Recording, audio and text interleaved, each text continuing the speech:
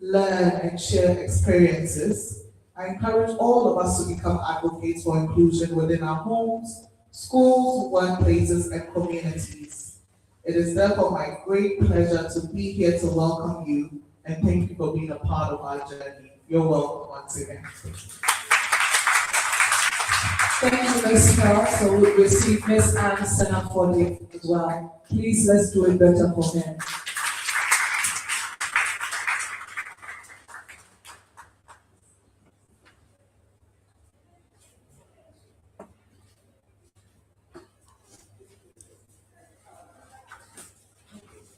Good morning, ladies and gentlemen.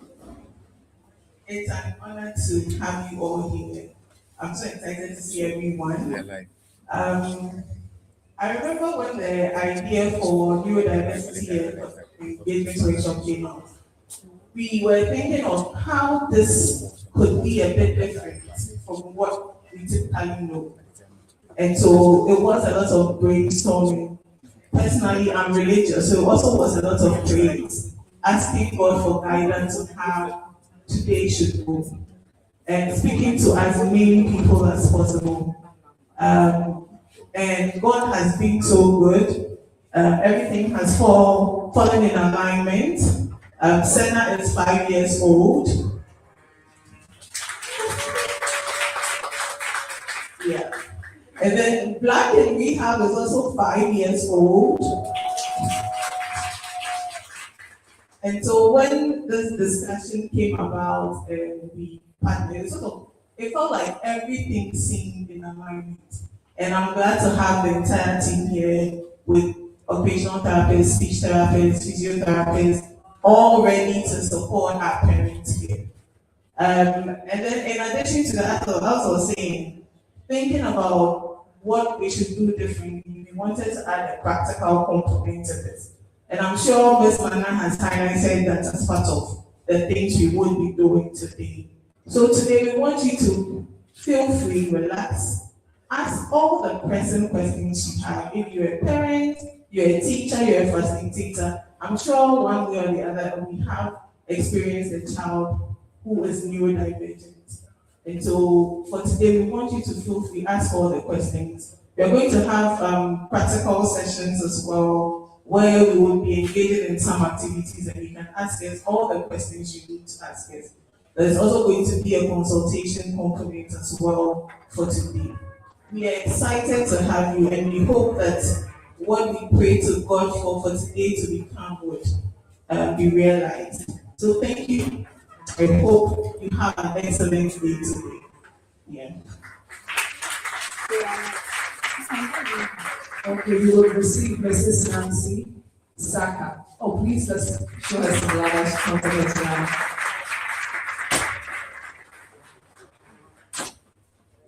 Good morning, everyone. Yes, so on behalf of the Occupational Therapy Association of that, welcome all of you and here to all of our day. And for us, I'm so excited, and me as occupational therapist have been an interest. 2012, when we started a program with 18, and now we have over 130 occupational therapists and therapy assistants making significant impact in the lives of persons with disabilities. And so we are all here today to showcase all that we do to support all persons with disabilities today. We hope that we encounter, we see and experience the magic that the healthcare team. Once again, thank you. Thank you, Mrs. Saka. Now we have Dr. Shunt Otedo and Ms. Nancy Yamwa from Black in Rehab. Please let's show them the Ghanaian love. Good morning, everybody. I'm a little bit under the weather today.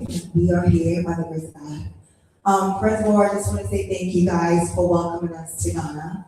Like Chin, I am Ghanaian. I was born in Ghana. And I've been in the United States since I was 12. So we started Black in Rehab back in, it's been 5 years so far. Black in Rehab was started because we didn't have a space for Black therapists, people that look like us. We are very privileged in Ghana to have people that look just like us in every space. We don't have that in the United States, so we have to create those spaces so that we can feel seen, heard, empowered, and transformed. So that's exactly what we did when me and Chantel got together to start Black in Rehab. When we started, we just wanted this space to have fun, but God had a way bigger plan than we ever imagined.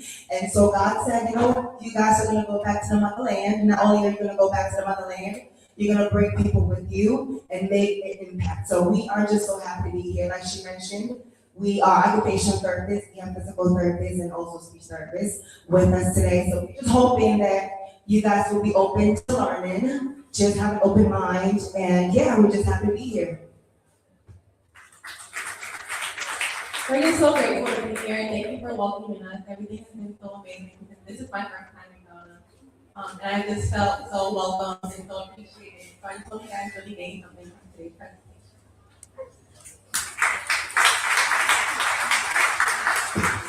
Thank you. Now we have Dr. David Nana Ejire from the University of Ghana School of Biomedical and Allied Health Sciences. Oh, please let's show us the nice.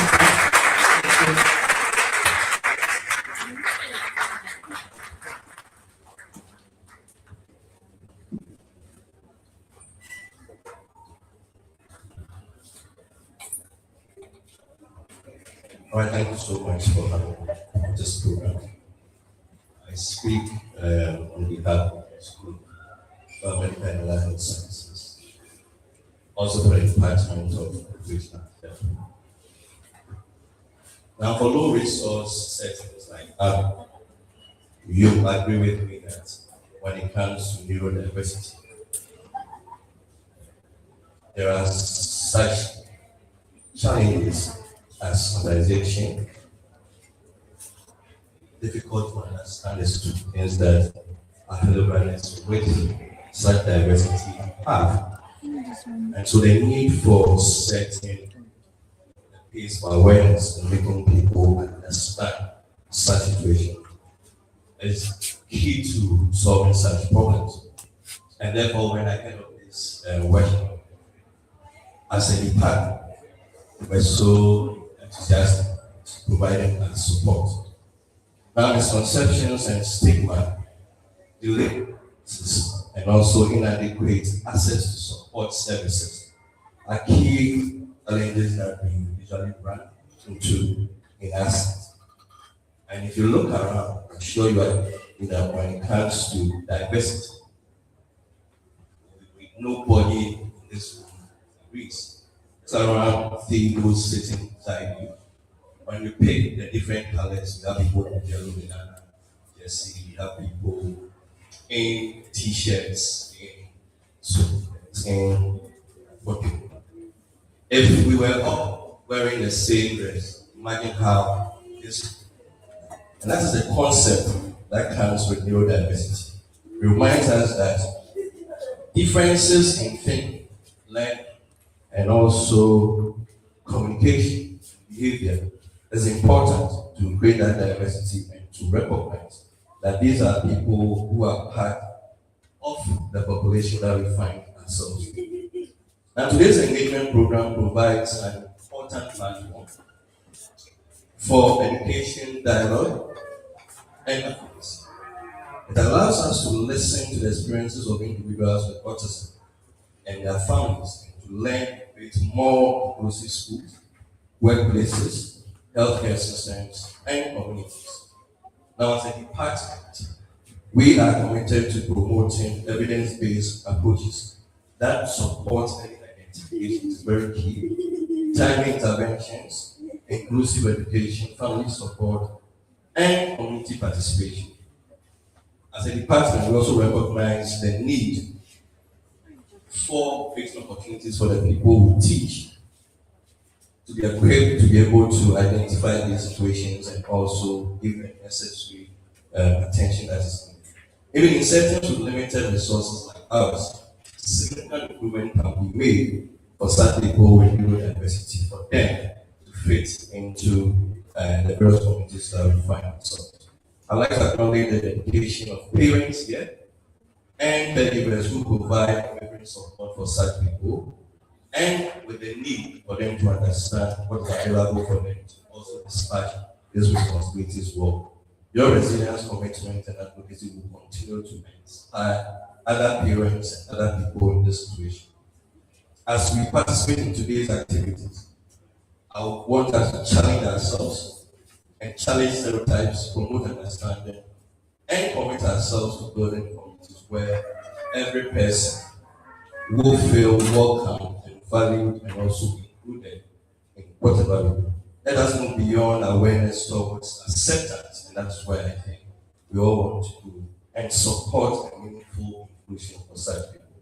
Together, we can create a future where individuals with autism and other neurodiverse conditions are empowered to learn, to thrive, to contribute, and achieve their aspirations. Thank you for having us as a school, as a department, your commitment and your partnership in this important cause as well acknowledged.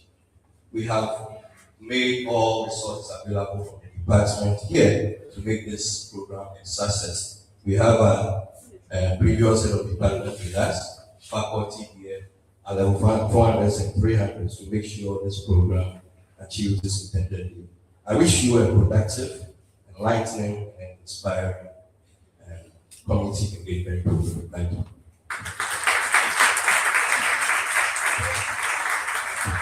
Thank you so much, Dr. J. And now we will receive Dr. Peter Enda from the Center for Disability Advocacy. Please let's show him some love as he comes up. Voice. Thank you, Anna. I think I'm coming from a different angle. Just overall, to see what is going on. It's a great job, actually, to stand here before you today at this special neurodiversity and autism engagement workshop. Why am I overwhelmed? I just stand here and I cast my mind back 14 years ago when I had the privilege to be part of a team to start occupational therapy here in Ghana. That's 14 years ago. A seed actually that we planted with hope, but at that time, with little certainty of how it will grow. I vividly, as I said earlier on, recall those early days. The lead organizers of this very workshop were among the first early cohorts of our then newly introduced occupational therapy program. They knew almost nothing about OT. And it's true because none of them actually chose OT as a course to read. They were more or less as a peer from other programs to start the occupational therapy program. You know, some of them returned from practice placements in tears, discouraged that there were no professionals on the field to guide them. And even some had to endure how their colleagues from other courses were teasing them that occupational therapy, who are you? Are you Old Testament? Yes, Old Testament. I quite remember. Yet look at us today. You know, today they are not only seasoned professionals, but globally recognized leaders, brilliant Ghanaian occupational therapists whose voices are heard all over the continent. Their resilience, courage, and determination have transformed what was once a fragile beginning into a very thriving profession that is shaping lives and communities. This particular workshop, I know is enriched by the participation of our 15, experienced therapists from the US. And at the moment, we have over 30, senior local therapists who are locally bred, remember where we started from. So this is a reminder that with collaboration and perseverance, patience can achieve a lot. As we engage in the upcoming other practical, and shared learning today, let us remember that our collective mission is always bigger than our individual selves. As to conclude, I am deeply fulfilled, as I said, very overwhelmed to witness this moment. From tears of uncertainty those days to triumphs of what? Global recognition. This is a living proof that when we plant seeds of hope, nurture them with commitment, and water them with collaboration, they will bear fruit for the next generation. Thank you. May this workshop inspire us all to continue building a more inclusive systems, empowering families, and ensuring that every neurodiverse individual has the opportunity to participate in education, healthcare, and society. Thank you very much.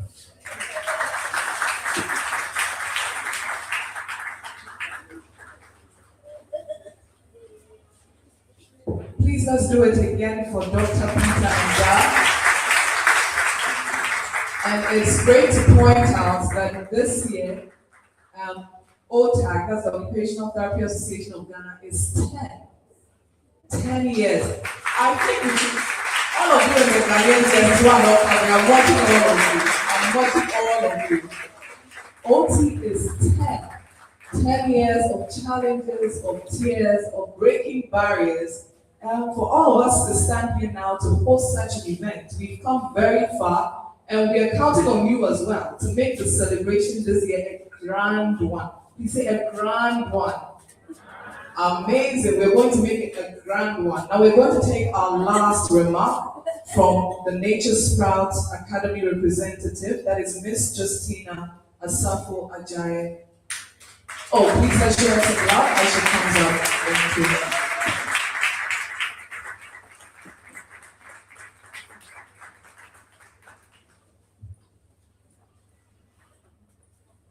Thank you. Good morning, everyone. How are we doing? I'm super excited. This is so amazing. On behalf of the Nature Sprout Academy, it is an absolute honor to be here. It's an honor to be part of this program. So much is happening now.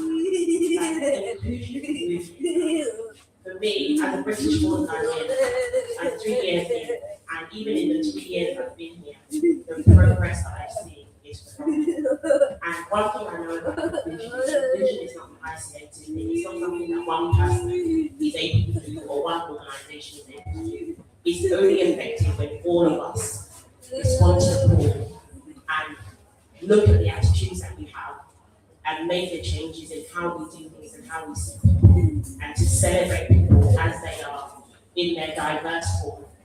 So for us to be part of this program is an absolute honor. We are excited to hear, to share, to grow together, to network, to connect, because that is how we are going to make change. The generations coming are looking to us to make the changes so that they don't have to have the struggles that some of us as adult neurodivergent people have to go through. We need to break down those barriers. We need to open those doors. We need to celebrate people. We need to let them know that they are seen, that they are welcome, that they are loved, and that they are celebrated. And as we think of that environment to begin. And I'm super excited to speak to our cousins from across the country to hear all that they have to say. So thank you once again for allowing us to be part of this, and we look forward to an amazing day. And Ghana winning tonight. 2-1.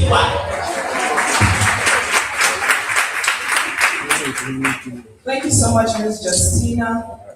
We have some special guests, some distinguished personalities, and we will definitely introduce them. But for now, I would want us to celebrate our sponsors. We have Senna Pediatric Therapy Center. Please let's put our hands together for them.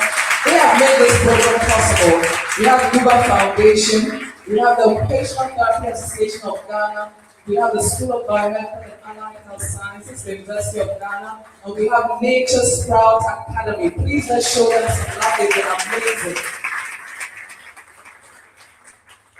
Now we want to hear from a great voice in the area of advocacy, and she's going to give us a little background on neurodiversity in Ghana. She's a psychological, cognitive, and educational specialist assessor, a licensed clinical social worker, a SEND consultant, and she is in the person of Miss B. Nelson. Please let's show her some love as she comes up.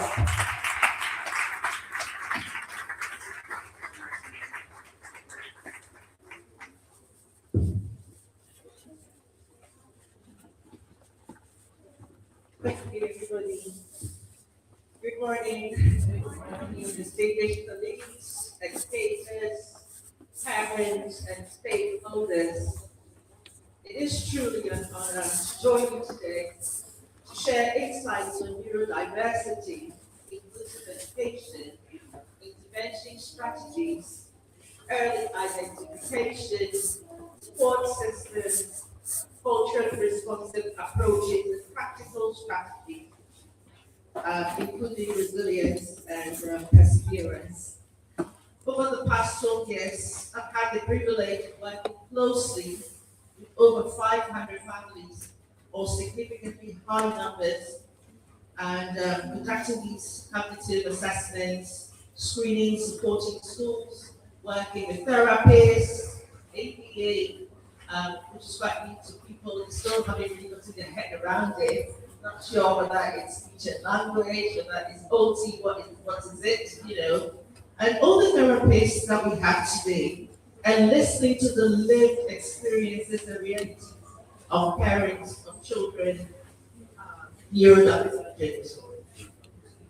So,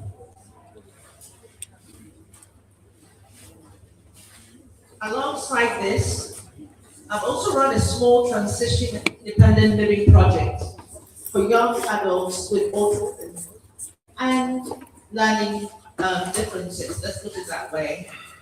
And I've witnessed firsthand how targeted support can transform lives.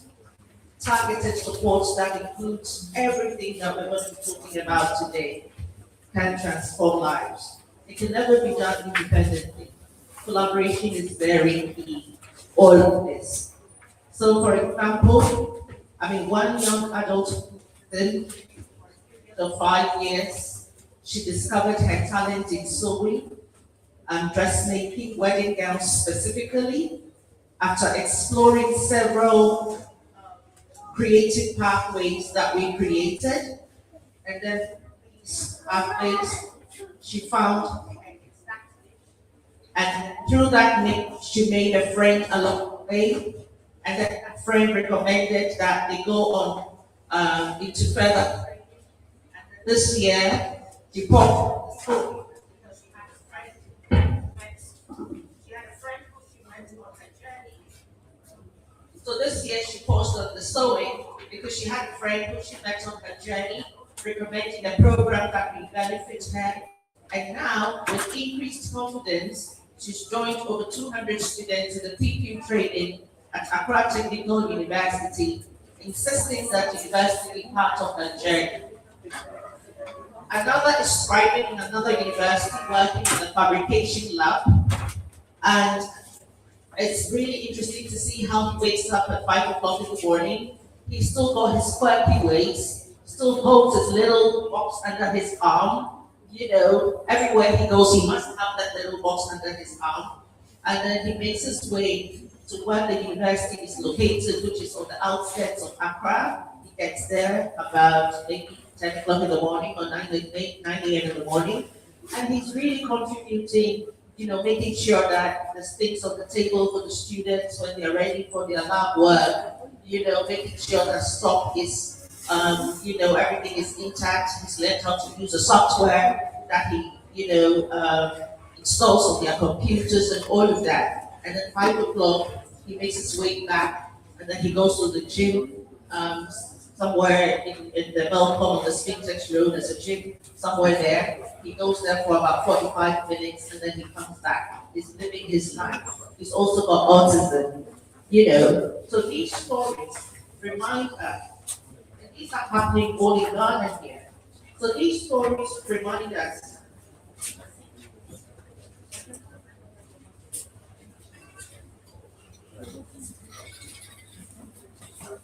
these stories remind us that when we aim for meaningful outcomes, even within challenging environments, and we collaborate effectively, sharing knowledge, listening deeply, engaging with all the resources that we have, be it ABA, be it OT, be it speech and language, whatever it is that we have within our means, within our context, within our environments, and keeping the child or the adult in need at the very center, even within challenging environments, we can foster better outcomes. So when you look at the end, and then you see the beginning now, it gives you hope. It gives you an expected end. It tells you that young people can evolve into independent, thriving individuals who are confident in their learning, their skills, and their journey. And that in itself is every reason why we should all be excited to be here today. That in itself is every reason why we should engage and collaborate and talk about the experiences and, you know, just keep it going. Because without all of this, these examples that I've given to you cannot be real stories. We would imagine them, we would hope for them, but there'll be no traction to bring it to fruition for me to share some of these stories with you. But within our context, it is possible.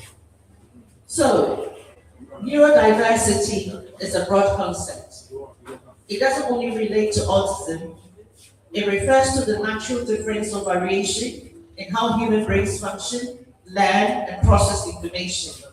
So autism is part of that spectrum. But again, neurodiversity would include, you know, ADHD, dyslexia, dyscalculia, and all other learning differences. And but autism, yes, today I focus on autism. So yes, it is an important part of the spectrum, but it's not the whole story. It's not the whole story. Yeah. So, if we embrace neurodiversity in its entirety, we create systems that support every learner. It reminds us that human brains learn and process and connect in diverse ways. And this is where advocacy in this context is very key. We need to shift from a difference, you know, a deficit lens to a difference lens. It's not a deficit. I know the medical model is powerful in this context, but at the same time, the social model is equally powerful. We can make a change when you begin to think about it as difference and not necessarily as a deficit.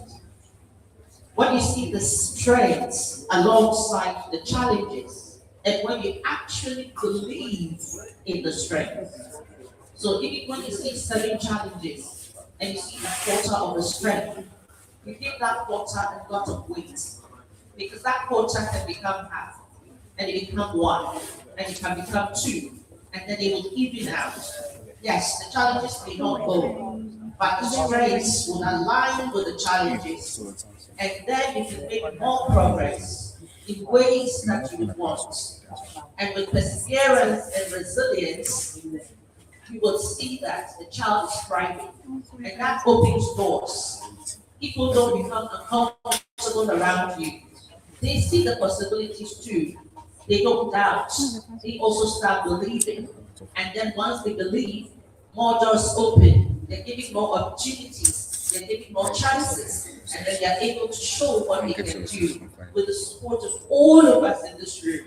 And then we get beautiful stories that become leverage for what we as parents, stakeholders, educators, therapists, professionals in the health space want to see. We change the narrative, we change the stories. And that's about creating those environments where children are not expected, to fit in, but are well supported, they are empowered. But then in all of this, timely identification is critical.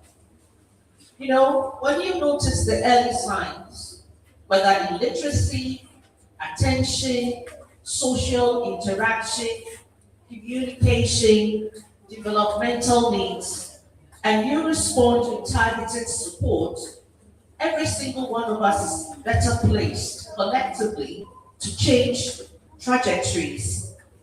Early identification is not labeling, it's actually unlocking potential. And that's what a lot of people miss. They think that early identification is just about labeling, and then they freak out, and then everything just starts going all over the place. People are running helter-skelter, a million voices, everyone sharing what they think this label means. And once you fall into that corner, as my children will say, you're cooked. You're cooked, yes. But it's about unlocking potential. It's about preventing frustration from becoming failure. And I think we've gone through this cycle of looking at it more of a label. And so we keep hitting roadblocks. We keep seeing the failures. We don't see the wins. We don't see the gains. And then that becomes the norm. And then the community believes it. And then we are more into that space. Oh, nothing is going to come out of it. Parents are weary. They stop paying for services. They stop looking for services. They give up. They don't know what to do. And then it just keeps going round and round and round in circles. And we are not changing the story. So I'm really hoping that today's engagement will create a new platform, new space, new opportunity for us to change the story. Look at it differently, come with a different lens. Let's see what we can do. Let's see what we can do in Ghana. What resources can we use? We live here, we've got things here too. We don't have the same things in America. We don't have the same things in the UK. They are 300 years older than we are. Their journey is far, far, far, far down the line. OT in Ghana is only 10 years old. Kudos to them. Kudos to those who started the initiative. Well done, all of you, for sustaining and bringing it to where we are today. So there's a lot of learning, there's different things, and we need to look around us. In our immediate environment, there are so many things we can use and adapt to support this whole journey without necessarily having to import or having to buy expensive things, because there's a part of the conversation that nobody's really looking at, and that is the financial part, and I'll soon come there. So this is why therapy is equally important. It complements early identification, and I want every single one of us to engage in it. It's not a one-size-fits-all. It's not a quick fix. It's not like treatment per se. It's about consistency. It's about believing in it and understanding it. And together, when families feel heard and respected, they are more open to interventions. The bottleneck comes with finances, but there are ways around it. There are different ways around it. Simple things that make a difference. It's about being creative, innovative, testing, resilience, and we see the changes. So together, Let us come to building systems that are inclusive, responsive, collaborative, and empowering, that offer throughput and gives every child the chance to thrive. Thank you very much.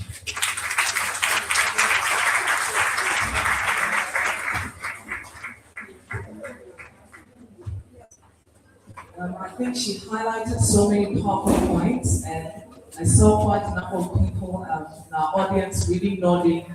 So that we are being prepped for the interesting discussions that we're going to have today. Once again, thank you so much, Ms. B. Now, one thing she said that really stood out to me is think about difference, not necessarily deficit. And even when you see the deficits, think strength. You can make a difference, I can make a difference. We together can make a big difference. Let's all say, I'm a change maker. Amazing. So now we've got to the part of the program which we've been waiting for.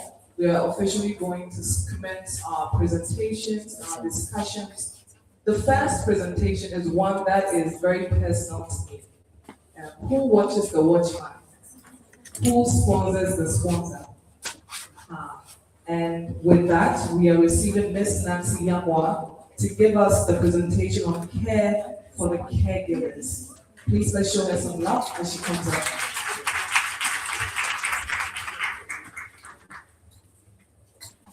Good morning once again.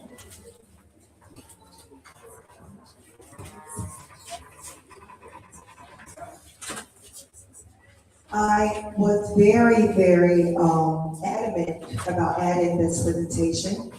When we first started planning this is not part of the plan. But I often know that we forget the caregivers that give the care. We forget the clinicians that are taking care of our patients and our students and our kids. We forget the educators. So I wanted to make sure that we paid a lot of attention to the caregivers that we forget to the educators and also to the parents. So I've been an occupational therapist for 10 years. And in the 10 years, a lot of the things that we address as OTs is mental health. But usually we don't take as much attention to address mental health as much as we do with the physical part. So I just want to make sure not only do we address the mental health for the educators and the clinicians and the parents, but also make sure that if you do have a child as an educator or a patient in your care, that you're also addressing their mental health. How is your mind, your body, your soul, your spirit being affected by whatever disease or diagnosis that they're dealing with? That is such an important thing. We are not just a physical body, we are what? The mind, we are the body, we are the soul, and also what? The spirit. So we want to make sure that we are providing holistic care and not just the physical part of a person. So that is what this very short presentation is going to be about, okay? So I'm going to introduce, before I introduce them, we're gonna do a very, very short, I don't know if you guys have ever done breath work or meditation. Has anybody done that before? Any breath work, meditation? I see 2 hands, awesome. So I'm going to introduce my dear brother here, Edwin Altador. Edwin Altador has his own company, Exalt CEO. He addresses the mind, the body, and the soul, which also focuses on just optimal health, wellness, and also fitness. And he's going to be leading us into an amazing breath work and meditation. Please have an open mind. This is a tool that you can learn and add to whatever tools that you already have. So I'm going to introduce him, and he's going to lead us.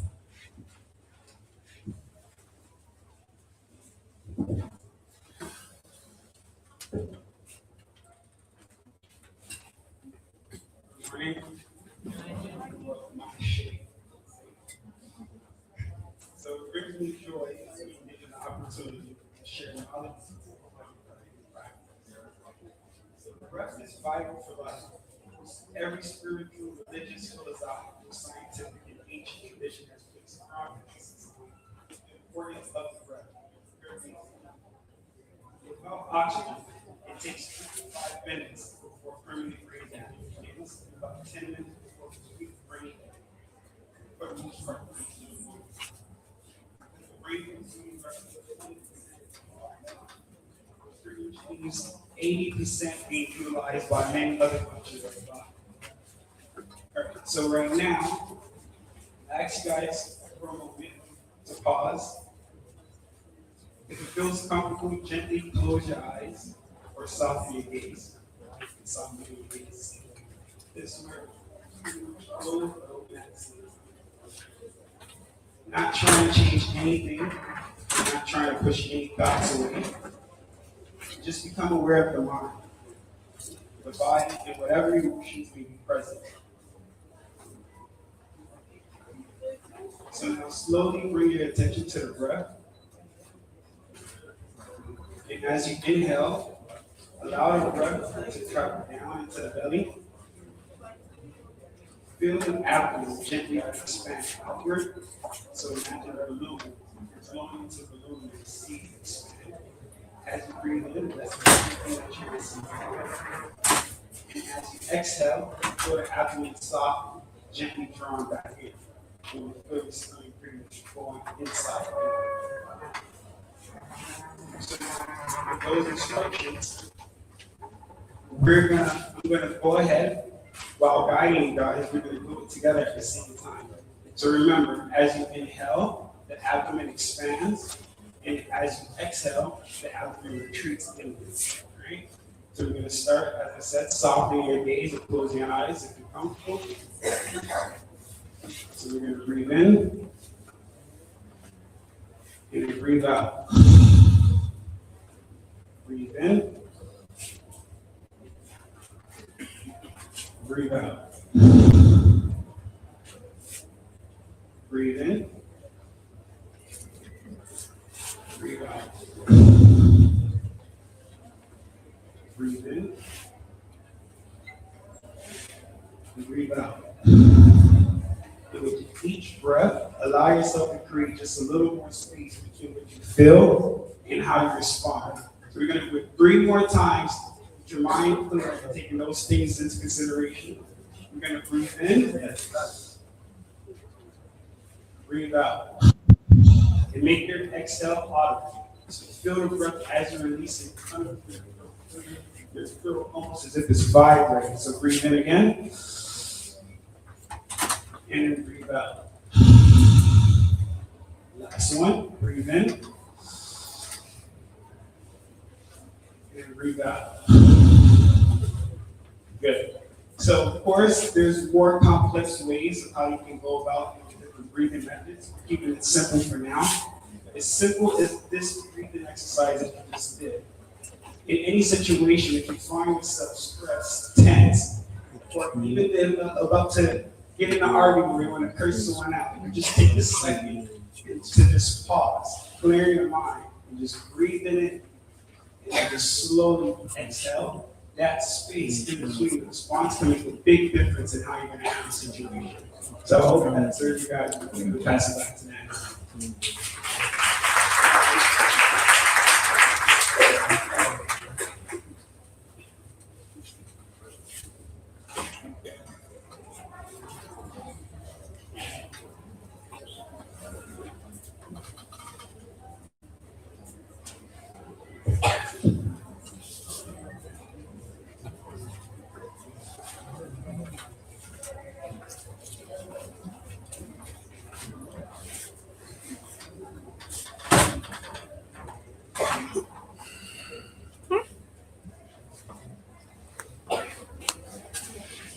Did you guys enjoy that?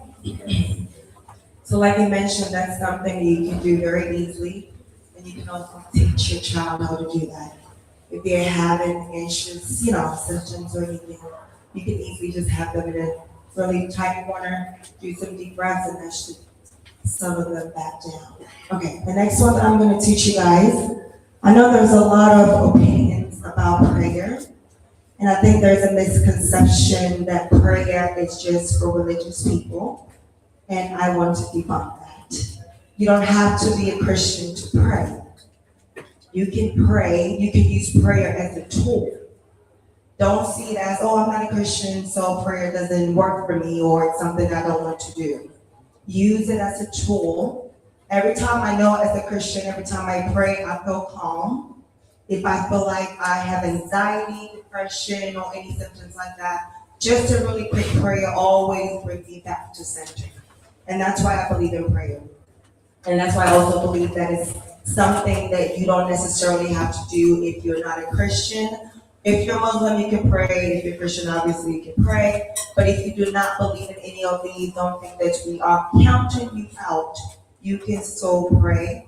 Prayer doesn't have to be this complicated thing. It doesn't have to be tongues. It doesn't have to be an hour for it to be effective. It can be a very short 1 second prayer. Dear Lord, please bring me peace today. I'm feeling anxiety today. Can you please give me peace?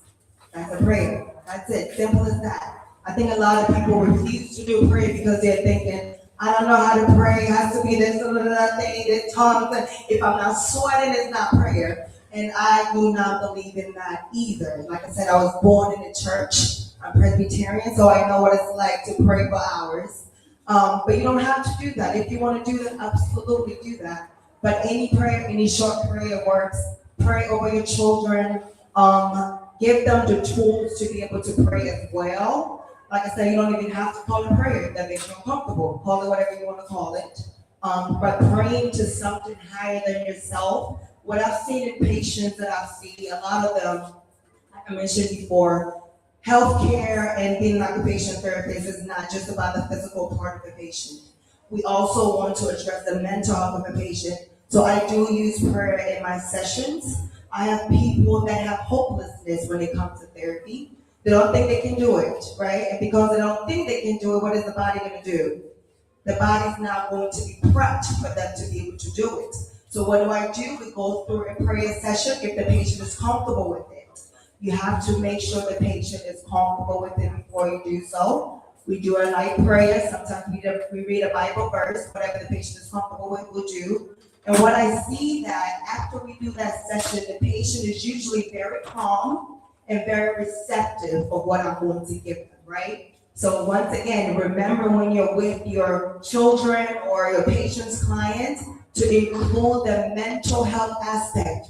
If you are an occupational therapist, you know spirituality is such a huge part of what we do as OTs. And I think sometimes we forget that the spiritual part is part of our scope of practice. We need to go back to including that in our interventions as educators to make sure that we are addressing that. And prayer is one way that we can do that, okay? Does anybody believe prayer can be a great tool that you can use from here on out? Hallelujah. All right, so like I mentioned, just leave here today with that tool in your pocket. We're gonna go over just a simple, basically what we talked about today. Like Edwin said, we're gonna keep it very simple. And we just don't want it to be too complicated, so we're gonna keep it simple. We're gonna go over just different tools that you can use moving on from here. I want you guys to feel empowered. One of the words that we stand for in Black and Rehab is to feel seen, heard, empowered, and transformed. Every time you come to any one of our retreats or workshops or anything, that is what the goal is. So today, that's what I'm hoping for all of you guys here, that you're gonna leave the workshop feeling that you have been seen by us, you have been heard by us, you have been empowered, and not only that, but also transformed with the information that you're going to learn here today, okay? All right, so let's go over the things that we talked about today. I talked about prayer, okay? And affirmations is another thing. It's just like prayer, right? Affirmations, you can write them down. I love using affirmations personally and also with my patients. Another thing that you can do, obviously, is the breath work that our brother Edwin talked about. I'll have him talk about that again. But going back to affirmation, you can write them down. One of the things that I love to do when I do my meditation, I love doing meditations. I will sit still. I believe in stillness. If you are a Christian, you read the Bible talks a lot about being still. I think sometimes we want to be loud all the time, but sometimes when you get so loud, there's no moment for you to be still and to receive. So we need to practice stillness. Be still and receive whatever it is that God maybe wanted to give you, whatever it is that you believe in. So quiet time, right? When you're a child, we usually have quiet time for kids. But when you grow up, that life gets too busy, you don't have quiet time. So you have to create that for yourself. Even if it's 5 minutes a day, be still, have peace, think. And every time I do that, I feel like I get a lot more information, especially when I'm stressed out or have anxiety. I go into my stillness and just receive what it is that God has for me. And then I can go ahead and do what I'm doing for the day. So I'm going to have Edwin go over the tools that he has, and then we will be all done. That's it. So again, so with my background as being a fitness instructor, exercise specialist, and nutrition coach, I always like to faculty. And also, I want you to be into your actual day-to-day. You can go over all these things, but it doesn't make sense of how to apply it in your day-to-day life. What was the point, right? So one little reference that I like to utilize and use to tell my clients as well. First thing in the morning, for instance, if you wake up, usually you wake up and you get stagnant, you get things flowing and moving. One thing that you can do is putting your hand behind your head, just like a warm stretch.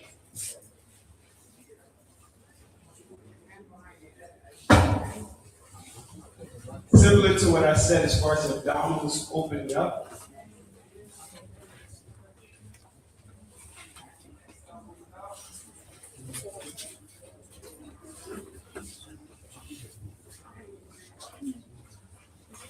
One more. So that you can use first thing in the morning, or even, let's say, sat down for a long time to work, drove for a long time, and you need to get the energy moving. That's a good way to kind of help to allow the energy start free flowing back into the body. And another one that I really want to leave with you guys, especially with children that are neurodivergent, in a stressful situation, whether with them or anyone else, what you want to do is you breathe in. And as you breathe in, you ball up a fist. So as you ball up that fist, you squeeze and you create a lot of tension. Like, I mean, feel like you're gonna explode, but don't pass out. I don't want you to do it and you really explode. But you breathe in, and then you squeeze, create tension, hold. You can't even bite down on your teeth and cheat on how we go about that practice. We put the tip of our tongue on the roof of our teeth. So as we inhale, clench your jaws, squeeze, hold. 10, 9, 8, 7, 6, 5, 4, 3, 2, 1. You're gonna do it one more time. If you can't hold for 10 seconds, that's fine. You can work your way up to it. You can hold for 5 seconds. It's up to you. So we'll do it one more time. So you're gonna breathe in, hold, squeeze. And it's going to be more advanced. You can squeeze your pelvic floor. 7, 6, 5, 4, 3, 2, 1. So what that does, it helps to reset the nervous system. It takes you out of fight or flight mode, and it helps to regulate the nervous system. So before you get irritable, irritated, or upset, it'll really allow you to just come into that calm space, really find that clarity, that clearness, before you have to respond in a way that maybe you might regret. So I hope you guys enjoy it. You could apply this into your day-to-day. You can also go on YouTube and find a lot of different breathing exercises. There's tons that you can do, but it's really beneficial. Take care. Thank you.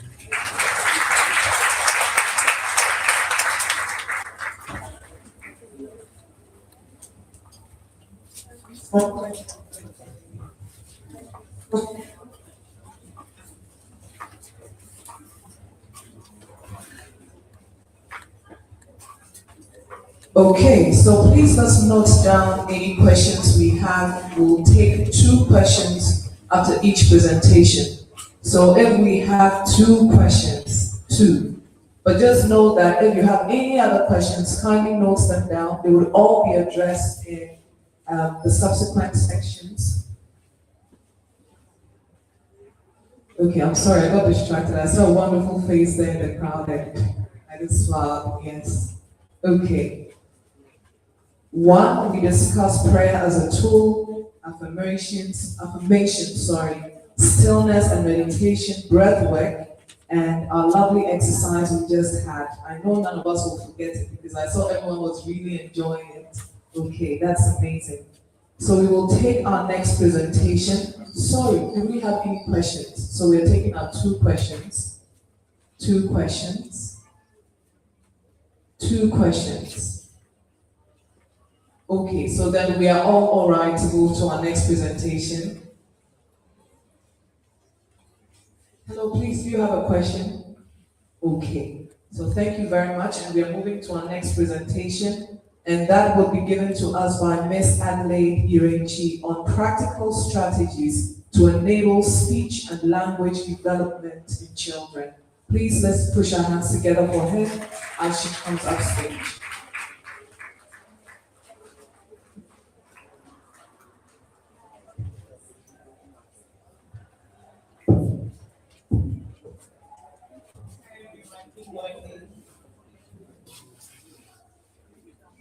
This is a very important introduction to what I'm going to talk about. Touch on very important points that I can build upon. So thank you for this introduction. Thank you. And have you received my slides?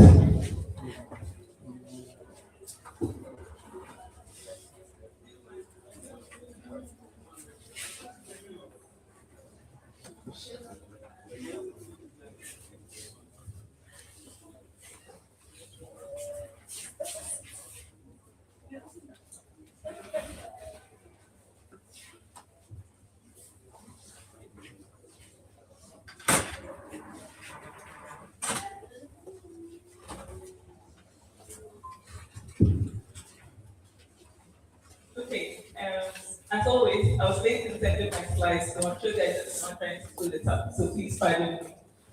My name is Adelaide. I'm a pediatric speech therapist.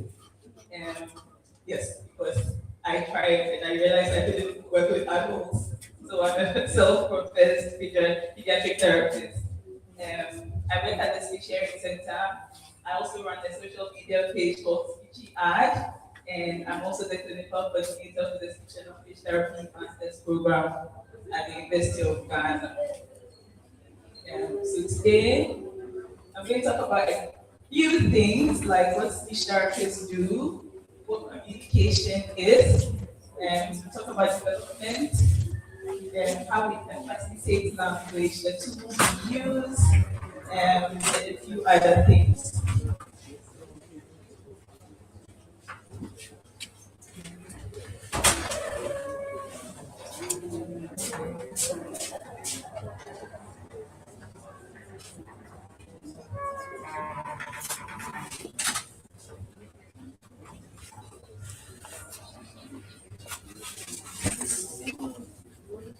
So a little bit about me, and this topic I was given was really important because I practiced as a speech therapist for a couple of years until I had my children. And when I had my firstborn, I think it changed who I was as a therapist because it was very things to parents because I had learned them in class and because they said the evidence said so. But having your own child is an entirely different thing. So I said to myself, how about I use this child as an informal experiment? And so that first 6 months, my firstborn really suffered because I would have the ASQ. I'm always checking where is she at this time, which was not also the best. I just decided after 6 months, I said I was going to take it easy and just make sure that everything I'll tell a parent to do with their child, I wanted to do with myself. I see Nancy, she got a lot of messages from me. She's not sitting, she's not running. What am I supposed to do? And in doing that, I learned some lessons that books cannot teach you. And using her as my experiment, I also decided that I wanted to start a social media because the lights on me. I started sharing on social media because there's so much that books cannot teach me, and in my practice, I had learned a lot in becoming a parent. I'm not saying if you're not a parent, you're not a good therapist, please. I'm just saying that it changed my practice for the better That's why I like to share it every day for people to um,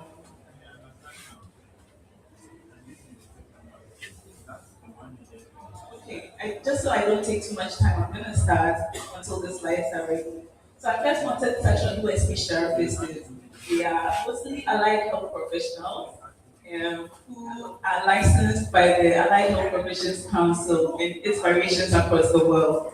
And our jobs are to assess, diagnose, and provide intervention for both children and adults who have communication swallowing, some social interaction disorders. In Ghana, you need a bachelor's degree or an MSc. After that, you have to do 1 year of internship, and then you get your license to practice. We do quite a lot, but one of the things that we don't do is providing medication. So as a speech therapist, it's not taking of us our jobs to prescribe medication for people. And in order to practice specializations like dysphagia, which is swallowing and support, and things like prompt, auditory verbal therapy, among other specializations, we need to have better requirements and certification. Now, the topic was practical strategies to enable communication development in children. Actually, it was language, speech and language, and I thought I would make it communication because we tend to think of speech a lot. I almost all the time hear speech. My child is not speaking, my child's speech is delayed. And so I thought, why don't I explain the difference between speech and language because they are not the same thing. And also communication. It's very easy to get caught up in the speaking because I think that's how most of us communicate, or the dominant one. But it's also important that that's the biggest umbrella. Under it, we have what we call speech, which is like speaking the words we use every day when your mouth is. And then we have language, which is the ability to understand and know information. And so that's why we have people who use sign language, because as much as they have language, they don't need to speak for the information they have to be understood or to be understood by others. So when it comes to communication, I think it's best we all stick to that instead of constantly being fixated on speech. I'm not saying that children shouldn't speak.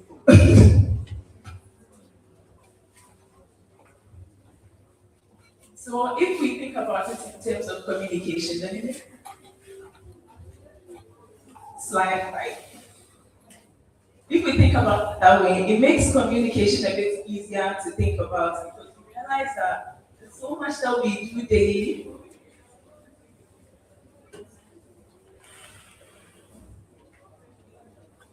There's so much that we can share across without having our words. So I can show how I'm feeling without necessarily using words because my demeanor,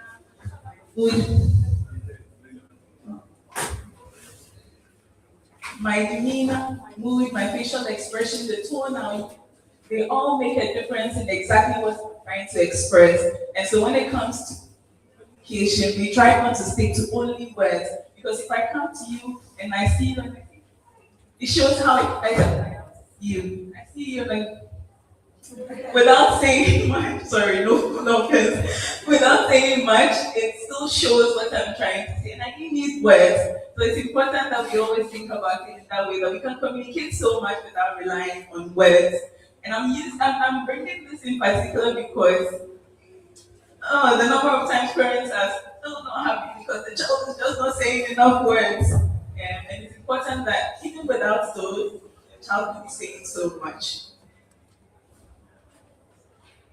So I'm not going to go into the milestones because there are a lot. But when children are developing, there's a timeline, right? If I ask anybody here whether they have a child or not, at what age do you expect children to start walking? Most people know it. Oh, by 1, by 12 months, like you get a variation of that. But when I ask, okay, when is a child supposed to smile? When are they supposed to start babbling?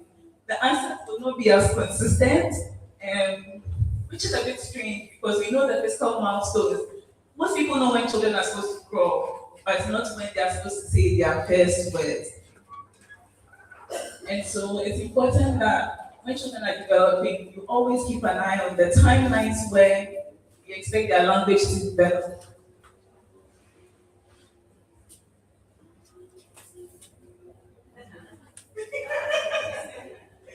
We expect the timelines to develop because sometimes knowing it helps you to know when things are not being achieved the right way. However, they are just meant to be a measure. They are not supposed to be set in stone. So just because a child didn't talk at 12 months or didn't sit at 6 months doesn't mean that that child has a delay. You give and take some time. If the deviation, I should put it, is more than 3 months, then maybe you can start worrying. But then, until then, it's important that you make sure that you have an idea what the timelines are, so that if it's being delayed, you know what.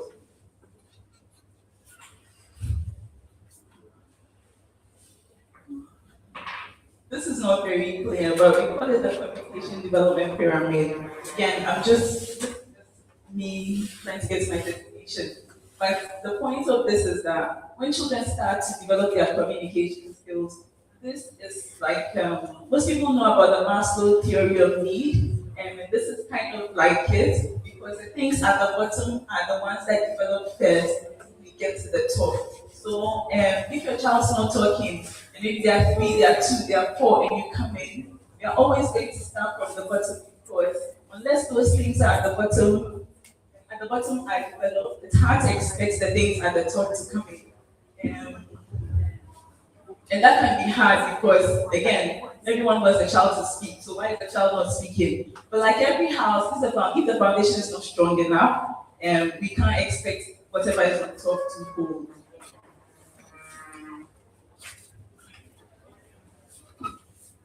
So we come to language facilitation, which is what I'm here for today. What is language facilitation?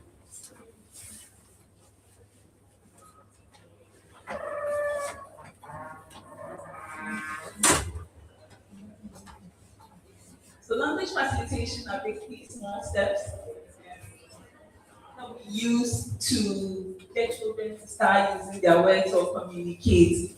Ideally, most children will communicate or pick up language automatically, especially if their environment supports it. But like everything, we have a automatic manual, and some people pick it automatically. There are other children that need a bit of support. And even for those who pick it automatically, you can choose to still facilitate because you will get a bit more out of them than usual. And so we look for little opportunity, little strategies, little techniques that we can put in to help the children's language or communication. It's not about being a sergeant. It's not about being a drill sergeant or quizzing your child. What is this? And holding flashcards up. No. It's basically about intentional, finding opportunities to connect with them, and helping language or communication skills to develop. Now, language facilitation is not only for parents, it's a shared responsibility. So teachers have their role, therapists have their role, and we as parents also have our role in therapists.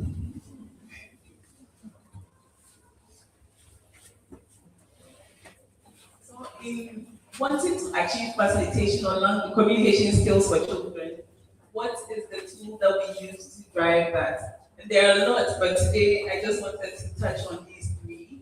We have play, we have daily routines, and then we have what we call adult-child interaction. Play, this very popular saying that play is the language of the child, which was a saying by Maria Montessori. Basically anything that a child finds interesting.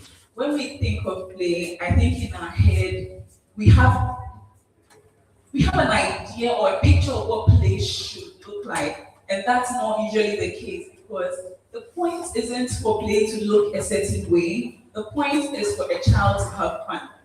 Even if it means they roll on the floor, even if it means they have to, you should see my walls this morning.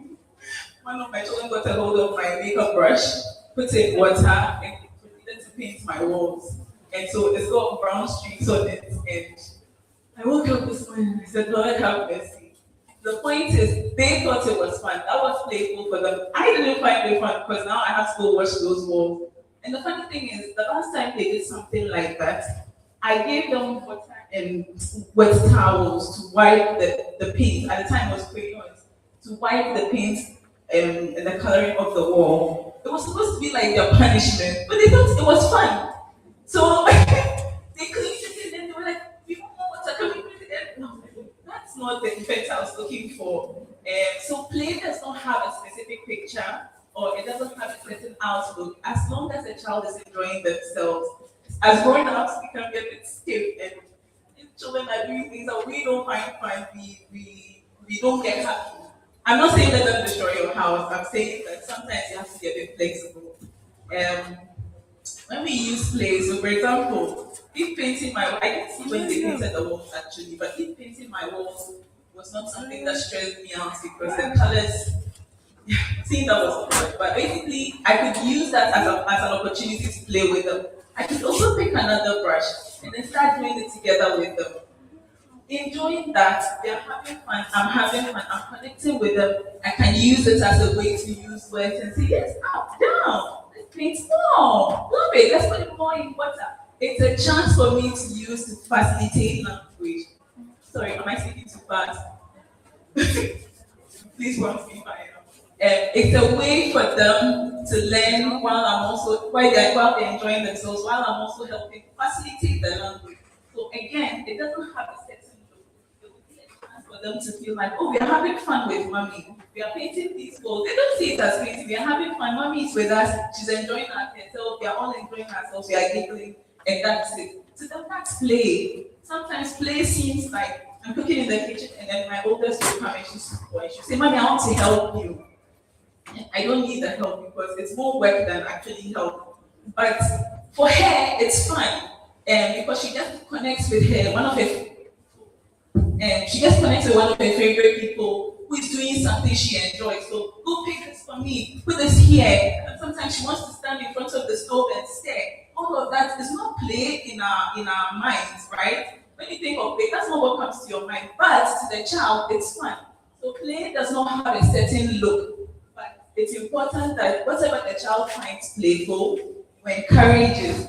There's a limit. So you want to make sure that you're also not letting them to go beyond the limit. Yeah. So play is one of the tools that we use for facilitation. And the next one is daily routines. And by daily routines, there's so much we do in the day. But if we even decide that we want to stick to 3 things, every morning we brush our teeth, unless you know. Every morning we brush our teeth, adults and children.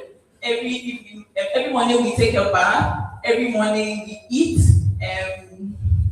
we drink water. So those are things we do every day. So if you do something every day, it's a chance for you to use it to facilitate language. Because one of the things that children love is repetition. They can do the same thing over and over again. That's why you pick the child, you put them on, they'll say, again. They want to do the same thing. You see that, it's okay, I'm tired, it's okay. They love repetition. They don't get tired of it. So, if this is something you do every day, it's such a small, uncomplicated way to facilitate language with the child because they get to do that thing all the time, and you can find ways. So, if they brush their teeth every morning, you can find a way to put some words in. Brush your teeth. Open your mouth. Bring your tongue out. Talking to them through it. They do that every day. They drink water every day. Open. Every single chance you get. If you bath every day or we eat, so many things you can do during your eating time. Yummy, delicious, yummy in my tongue. I know whether you're speaking English or fancy or Ghana, don't hesitate to include language when you're doing daily routine. And then, final thing is adult-child interaction or floor time.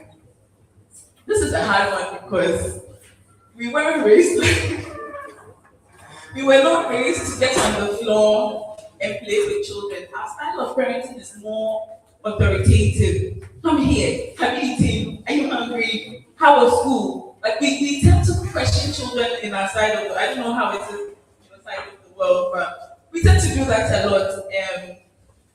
And that's, I'm hesitant to say that's unhelpful because I don't want us to step on toes. The point is, that's not how we were raised, and that's not how most of us are also raising our children. So it's hard to tell someone, oh, talk to your child. Like, what do you mean I should talk to my child? How? It's hard to do that, but when we find small pockets of moments and sit on the floor with a child, or even if it's on the floor and it's in a chair, on a bed, sitting with them, talking to them about something, or as simple as holding something where you talk about it, as simple as reading a book. Those opportunities where the adult and the child are interaction together intentionally are more opportunities that we can use to facilitate language. So I hope that these three things have been explained well enough.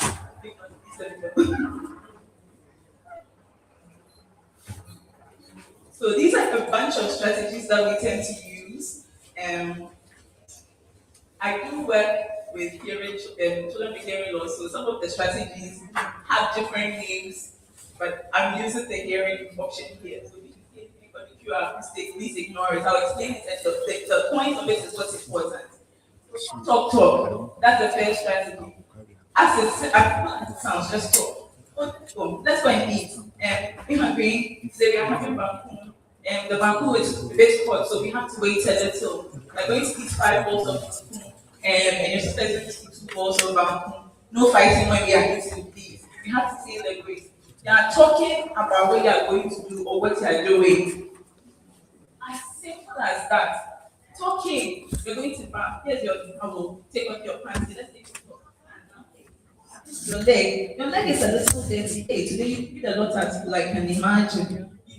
Talking through whatever you are doing with the child, whether you are feeding them, whether you are bathing them, making sure that you talk through everything. They hear so much that it starts, and they realize that, oh, I'm supposed to do things silently. Don't put your child in front of food, feeding them, and have your phone and just, you know.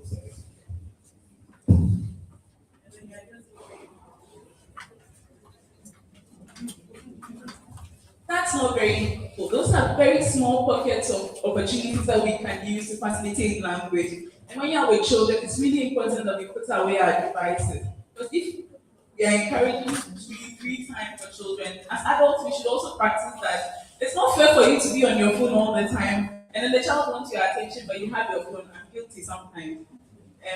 You have your phone, and the child is trying to get your attention. Let me see, and then you didn't see. By the time you look, it's over, and it's like, oh, so it you. So it's important that you keep an eye on it when you're with children. Put the phone away unless it's an emergency. To them, talk about everything, no matter how much you think it sounds. Just talk. And then you have the hour, which is observe, wait, and listen. So sometimes you child, and then you are saying, oh look, it's a phone. Phone is used, and then you observe, wait, and listen to what the child will say. They might say phone is used to or they might say phone is used to ring. Whatever it is, if you wait a little bit, you'll be able to see what the child knows and how much they are willing to say. And if you don't give them those opportunities, then it's like you become a helicopter parent. So you're talking all the time without opportunities for them to give you feedback or to say some. And nobody likes a talkative who doesn't give other people time to speak. The next one is KISS, which is keep it short and simple. When you're talking to children, depending on their age, you want to keep your language as simple as possible. Maybe they're 2 years, so you want to, or 1 year, when you're taking their shoes off, you can just keep it as simple as shoes off, shoes on, and yeah, it's not, I was about to speak fancy. It's not now you come to say, please sit down and pull your legs out so that we can take your shoes off your legs, so that your feet can rest. Not too long extended. You want to keep it as short as possible. Otherwise, it's hard for them to pick the key words out of it, right? But if I say something as simple as shoes off, it's easy because the action is happening while the child is also hearing me. And once we do it over again, over and over, because every day they wear shoes, and every day they take it off, they start to understand that, oh, shoes on, shoes off, shoes on, shoes off, okay? And then choices, really simple. You know your child absolutely loves banana, but today you say, okay, would you like banana or apple? And then they have to choose. Now, the thing with choice is what you get, because it teaches you consequence for behavior. So you love banana, but you chose apple. Well, sorry, you're getting apple. They'll learn to realize, if they don't know, that, oh, okay, what I choose is what sticks with me. And then over time, they start to make better choices. So that's it for choices. It can be simple as making choices between food, snacks, books, games, toys, whatever it is. And then the next strategy is say versus ask. What are you doing? Are you coloring? Is that color red? Is that color blue? Hey, what kind is it long? Where did you get the color from? You have to just let the child be. You keep bombarding them with questions. I mean, like that a lot. I think sometimes we are unsure how to deal with them. So our first instinct is to go in with questioning, which is not bad, but you can do it a bit differently by saying, oh, very lovely coloring. Hey, color blue. I think maybe if we add color red, it would be very nice. Then you start saying, so instead of bombarding the child with questions, you want to stick to saying it. So tell them, model for them, narrate, name instead of anything that's bombarding them with questions. We have auditory closure. I'm sorry, I'm not sure how, or I can't remember how we describe this in it, but basically when you're singing a song and then you leave it at the end and the child has to continue. Oh, my Donald had a farm. Auditory closure. So you can sing a song or you can say a popular phrase and then the child, you pause somewhere and then the child has to continue. Now, if the child is not talking at all, it might take you a while and you might have to do it on your own and sing the full song for a while. And before you go back to observe, wait and listen, where you introduce the auditory closure. So maybe Ida is my child, she's not talking. I'll sing it for her maybe about 5 times. And then the sixth time, I'll sing it, and then I'll wait and listen and see if she'll end the song. Okay? The next one is acoustic highlighting. Sorry, I can't remember the other name. But this one also has to do with, see how I said, but highlighting the words that you want to say. So maybe I want to say shoes off to my child, but I want to prioritize the word shoes. Shoes off, shoes off. The word you highlight is the word that you're trying to get the child to pick up on. So if you want to talk about colors, because the child picks your ball, oh, the ball is red. Whatever you emphasize is the key word that you're trying to focus on, and that's acoustic highlighting. Extension and expansion. Basically, if your child gives you one, add on to it. If your child says ball, say yes, red ball. If your child says yellow cat, say yes, yellow cat is crying. Whatever it is, you have to add on to what the child gives you. It's really that simple.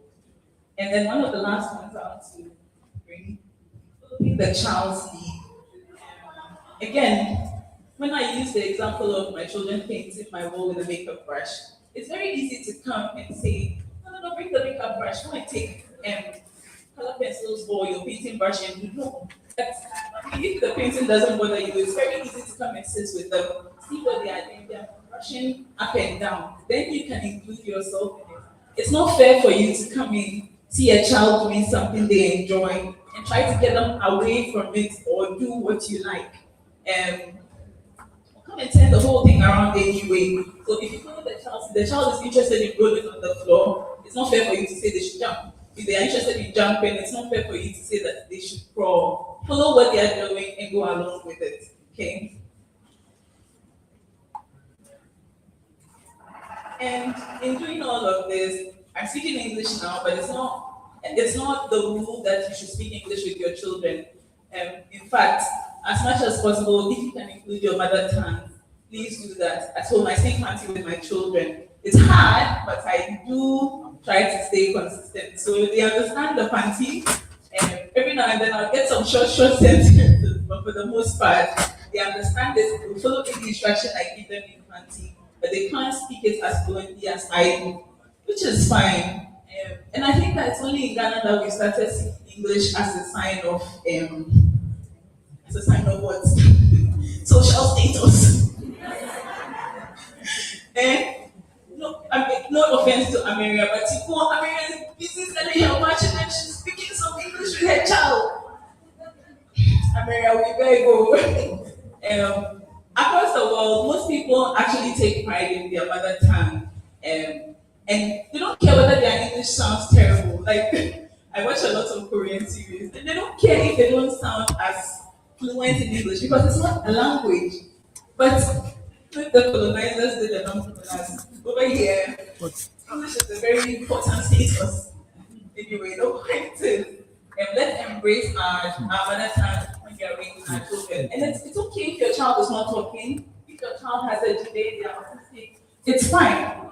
Favorite autistic client, it's called NK, and he understands Ghana way more than English. So even at school, the teachers are always having to speak Ghana to give him instruction, because that's the language that he's strong in. It doesn't matter that he's non-verbal, it doesn't matter that he's autistic, it doesn't sit in class. They give him an instruction. When you see his mom giving him like warnings in Ghana, pay attention if you listen. So let's all keep in mind that speaking our mother tongue is an asset and something to be proud of. And also, apart from the fact that we should be happy, it also has, should I say, magical properties for the brain.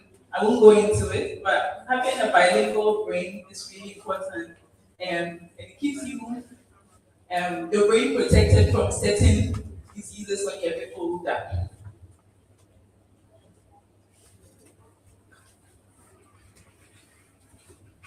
So we said so much, and when I started, I emphasized on communication. One of the things that I wanted to say is that as much as we talked about these strategies, it's not always going to look a certain way. It's not always going to be a verbal thing. The child is not always going to talk to you. They might show you what they want. They might express themselves in a different way, and it's okay for us to acknowledge and encourage them. Just because your child does not communicate the way you expect does not mean that they're not trying. And so the other alternative ways they might communicate might be gestures, they might point, they might act now, they might imitate what you are doing, and it's all okay. They might point to what they want, they might come and pull your hand, take you there, and then drop your hand at your thing. Yesterday, I was seeing a child, and then he took my hand, and he got your hand, and tried to let me clap my hand. I was like, what's your hand doing? But then, of course, I clapped for him because that's his way of telling me that he wants to do it, he wants to play with me. This is how he wants to do it. So I won't reject that and say, no, if you don't do it yourself or you don't say it, I'll not do it. No. I will always welcome the efforts because intent is also part of communication. Being intentional that this is what I want, and I'm not capable or I'm not interested in doing it myself. That's okay because I'm welcoming the efforts as well. And sometimes as simple as crying, they'll cry if they don't like something, and that's all forms of communication. And for some children, because they don't talk, but they're really, really smart out there, they might need to use assistive technology. This might look like having papers that has pictures so that they can point, or they might spell with the letterboard, or they might use a tablet or a phone to be able to express what they are looking for. It's not when a therapist means that our goal is not to say the child will never talk, so let's just use this. The point is we want the child to be able to communicate. They are not using it, but they are really strong in using this other thing. Would you rather they communicate alternatively, or would you rather they don't communicate at all? So let's be welcoming to assistive devices as well. So these are samples of play and language class that I have made, but a lot of the time when you tell parents to play with their children, it's really hard for them to figure it out. Like, okay, what am I supposed to do? And then also one of the popular questions I get in there, where did you buy your toys? Where can we buy all these toys? Confessions of a shopaholic. Everyone who knows me as a therapist knows that the bulk of my money goes into buying toys. I will shop for toys and be hungry, and I'm not ashamed to say it. But that's because it's my job. So I see many children, and having a variety of things to rely on helps me to be able to connect with every child as they need. But it's not important for parents to spend so much money on toys. It's realistic. And also, the sad thing is, you may not always get what you need here. You see something in the therapist's office, you didn't get it here. Now what? So I went ahead to make these because one, they don't require you to spend on expensive toys. They don't require you to buy any toys at all. Whatever you need, you find at home. And two, it lets you know that facilitating language with your child is not dependent on the type of toy, it's the commitment. And they make it simple because if you're not sure what to say, it comes with what you need, it comes with the instruction, and the small part that explains how to facilitate the language. So, for example, if you're washing, remember we talked about using the pockets of time during the day or your daily routine. So you may be washing and you tell the child, maybe you're putting what do you call it, bowl or whatever. So you start talking about shirt, short, goes in and then rests up. It's a way to just use words like that without feeling like you have to go this 1 hour to therapy or to facilitate language. Again, it can be as simple as taking a walk on your compound, in your neighborhood. If you do follow me on social media, you see a lot of me and my children going on walks in our area. Pick sticks. Sometimes the little one will find more nature centric, so she pick snails and worms and other things. And then you talk to them about it. There's also as simple as so they are done in a way where they are specific for different ages. So 0 to 6 months, and someone who's 7 to 18 months, and up to 4 years. And they really help whether your child is typically developing or neurodivergent.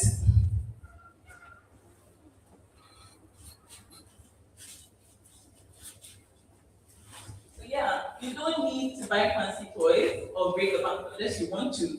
And having them is different from knowing how to use them, which is why it's important that you understand how to play with children. And that's why we went through the strategies. And the play cards help to simplify the process for you. And if you're unsure, you just join a play group or a baby class near you. So I also run baby and me classes and toddler groups once a month. So you have a child who is 4 months to 2 years, you can always find a place for them. And if you want more tips, you can follow along on Instagram on Itchy Ad. And the final word I'll say is that remember that we are looking for rest and never perfection. I don't expect you to commit 1 whole hour of play once every 3 months. That's not okay. If you even commit 5 minutes every day or 5 minutes 3 times a week, that's more than enough for your child. So consistency all the time over one big effort. And every interaction is an opportunity for communication. Thank you.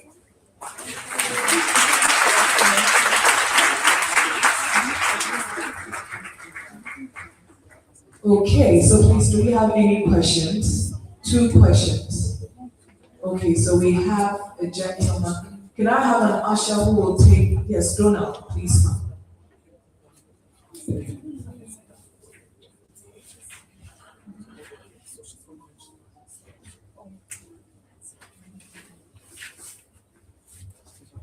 Sir, if you can raise your hand again.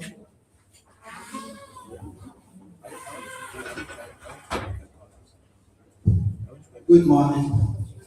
Please, Sabina Loba, I'm a occupational therapist. Please, my question is, Ms. Adley, as a speech therapist, how can you support autistic children communication development while respecting that communication is not limited? Communication is not limited to a spoken words that every child may have a different way of expressing themselves. Thank you. Or should I come in?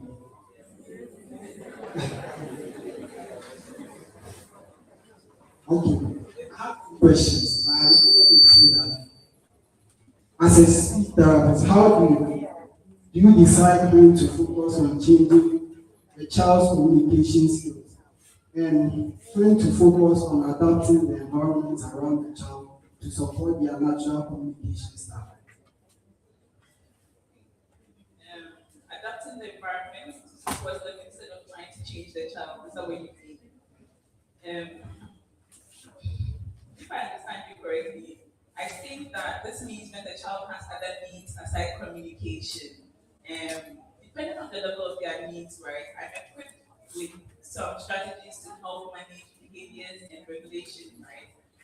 So if the child needs some movement and doesn't require sitting at the table and crawling on the floor or running around the therapy room will get me some of the communication attempts I'm looking for, absolutely. I'm happy to modify the therapy setting to suit the child's needs, especially prioritizing their regulation. But if it's too much for me, then usually I would refer the child to occupational therapy before, and once occupational therapy gives me the go ahead for even sensory strategies, then I will include them. But if a child has sensory seeking needs or regulation that I'm equipped to handle, then I'm not going to handle their therapy session or support their communication.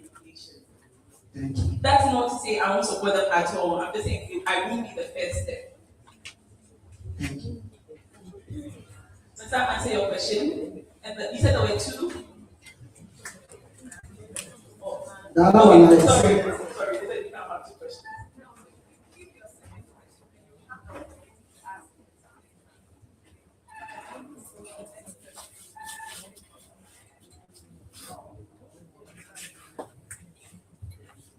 Good morning. My name is Shine Asim, and I'm one of occupational therapy students in the University of Ghana. Please, my question is that, is cartoons or maybe some people use it as a way of helping their children to do. Is it good to use that as a means of facilitating language in small? Haram.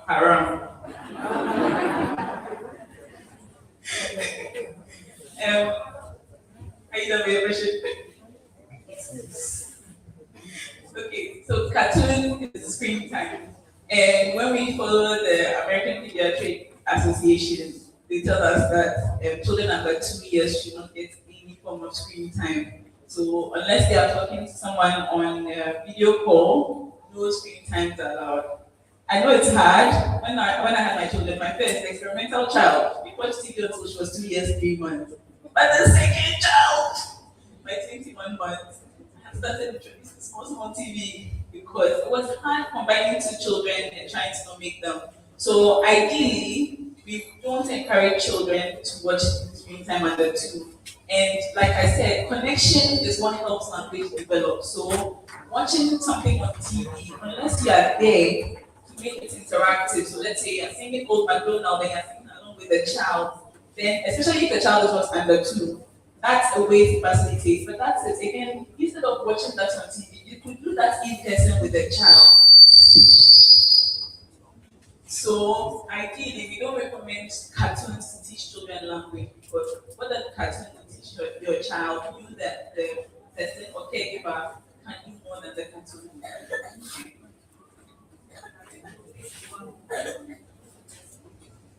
Hello, thank you so much for the opportunity.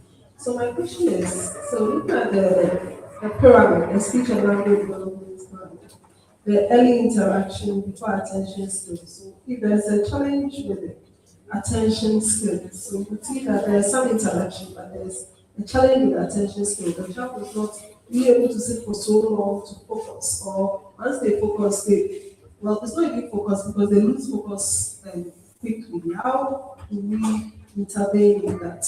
And then when it comes to the speech, the tools for facilitation that you give, you see that sometimes you are doing all that, but then it seems like it comes and it's forgotten. So the child is able to say it once, brush your teeth, so you say tongue. The tongue, they can do like bring their tongue out, but then maybe the next time the child seems to have forgotten, or you would say open. So they will say open. The next time they will not and repeat it after you. So you wonder, is it that it was taken for lack of better words? It seems to vanish.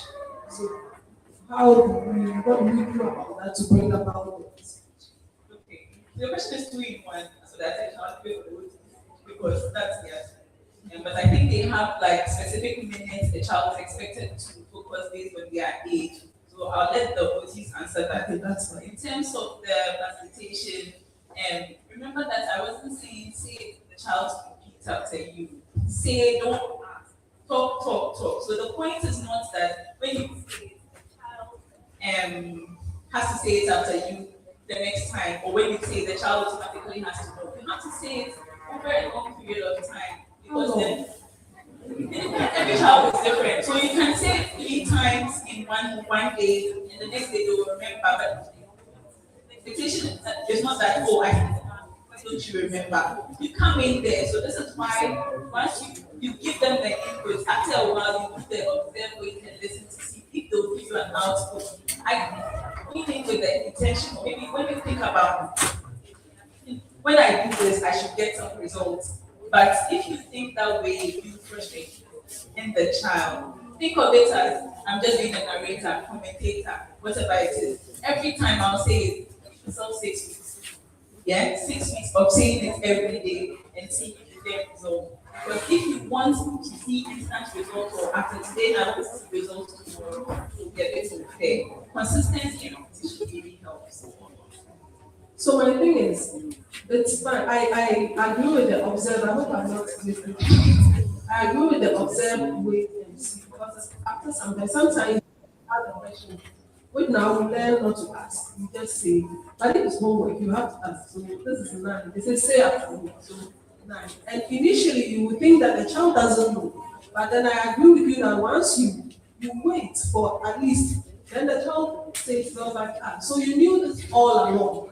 Now my thing is, at which point does it become, like, again, for lack of better words, natural to the child to just see it and say 9?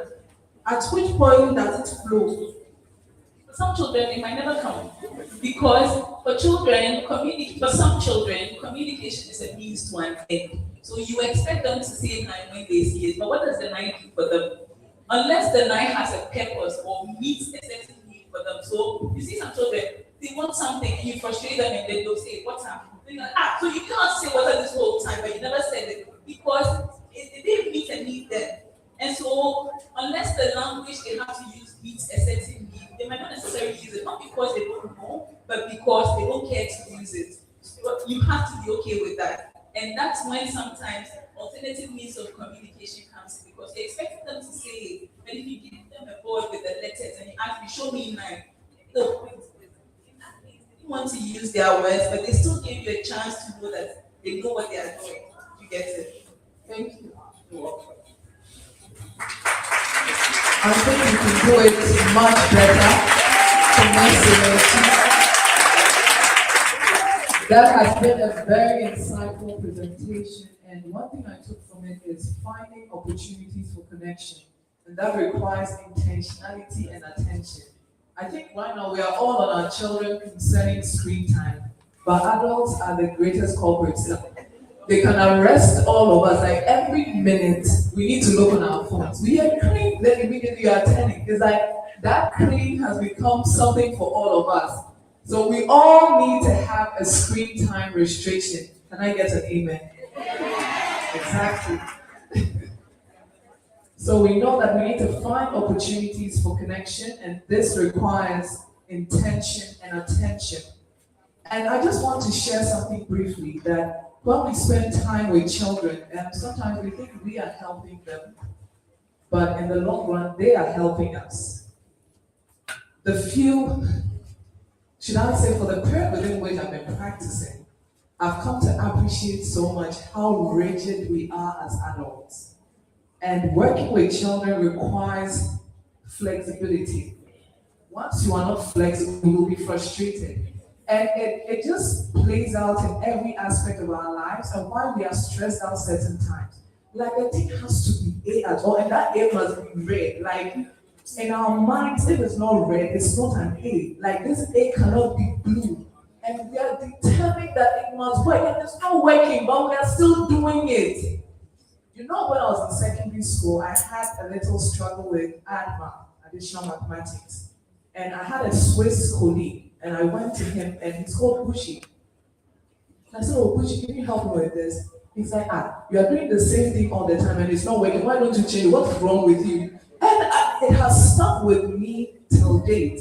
Like, it's not working. You are still doing the same thing.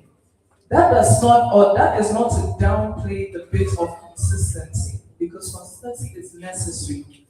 I love what she about even repeat it over 6 weeks, and sometimes you need to repeat it in different settings. So if we are saying we've said over 6 weeks, but when we get to the classroom, we're still doing over my head. When we get to the kitchen, the tomato is over my head. When we go to check, my hands are over my head. Like, we just keep doing over and over just to get the concept.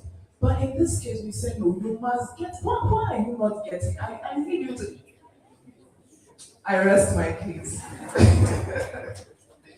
Okay, so I would also want us to take note of everything that is being shared, because as much as we are asking questions, I will ask questions as well, because we need to know that what we are doing here is going to generate results. It's not that we are just sitting and listening, but we will ask questions to make sure that we are actually paying attention. Please, are we all on the same page? Thank you so much. Just to notify all of us, so the female washroom, once you step out, is on your right. The male washroom is on your left. There are also exhibition stations outside. There is some, I don't know how many of us have seen some art pieces outside. Those are by some neurodiverse students. And every purchase goes to support the families. Every purchase goes to support the families. So just know that once you get an art piece, you are helping a family continue with therapy, you are helping a family get their resources, you're helping them with all of that. Please, I think you should put your hands together. There is also a station which is selling different therapy items. You can have sensory toys and all of that. So we want to encourage everyone to visit all of those stations outside. Okay, so I think I just want all of us to stand up briefly. I think we've been seated for a while. I don't know if our kind gentleman will come and lead us through some brief stretches. Yes, we would really appreciate it.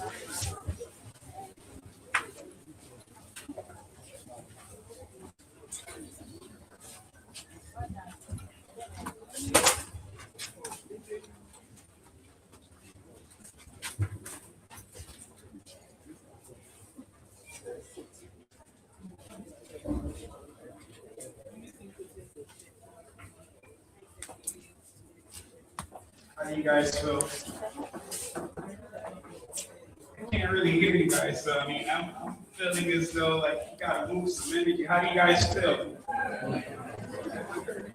So I wasn't expecting this, but I'm having this opportunity to do this for a living, so why not? So, all right, so we'll start with something simple. We're not gonna have you guys do a full fitness routine for 30 minutes. Something simple. Right? So we'll first start off with, notice if you watch I'm talking on the microphone, but the first speaking was for the sake of this room. Speaking on the microphone. What you want to do is you want to go on your toes and just drop down. And when you do it, I know some of you guys may have heels, but I know women are professionals in heels, so but what you want to do when you go on your toes and you drop down, you want to let your body just drop. Let your shoulders be loose, everything be loose, and just go on your heels and just drop. So you're going to feel the weight of your body just shifting. It's going to go down. And that's going to help to allow the blood and all the other circulatory fluid in your body, to include the lymphatic, to just start flowing through your body. So you're just going to go up and then down. And add your breath into it. So you breathe in when you go up, you breathe out. So here.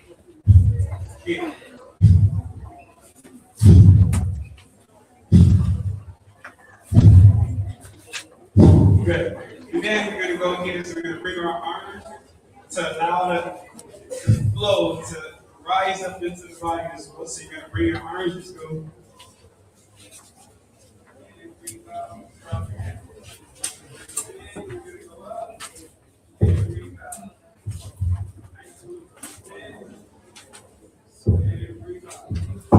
I know you guys are really good at that because they taught me some dances in Ghana, and it's like a lot of the hands. Yeah, so I know you guys are going to be good with that. All right, and lastly, because I don't want to hold you guys up too long, another one just to kind of add some spinal rotation, allow fluid in the spine to just flow through the body. So you're going to be here, arms down, let your shoulders be nice, relaxed, and loose.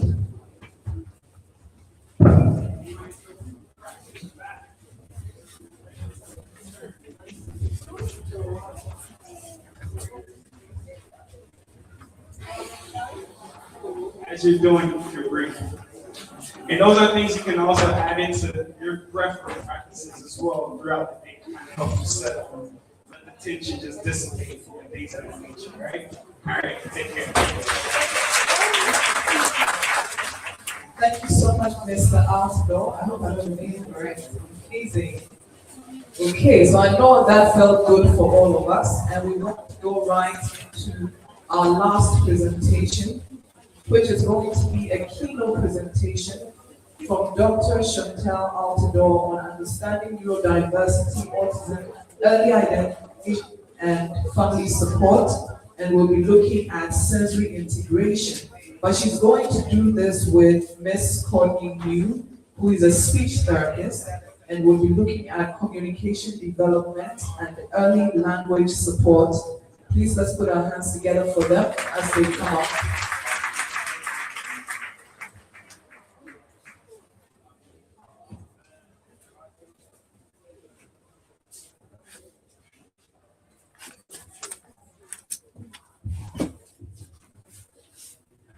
Good morning, or yeah, good morning.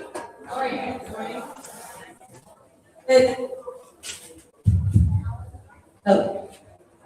It was called a sensory break, so I'm glad we're able to do that when everybody's bodies and brains up.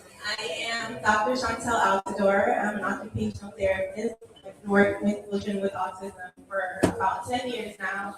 It's something that I am truly passionate about, so I'm happy that we're able to share this with you guys.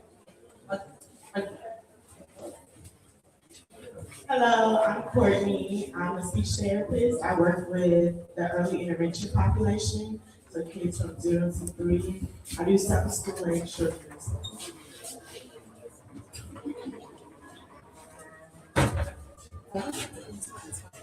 Morning. Like here, I'm an occupational therapist. I work in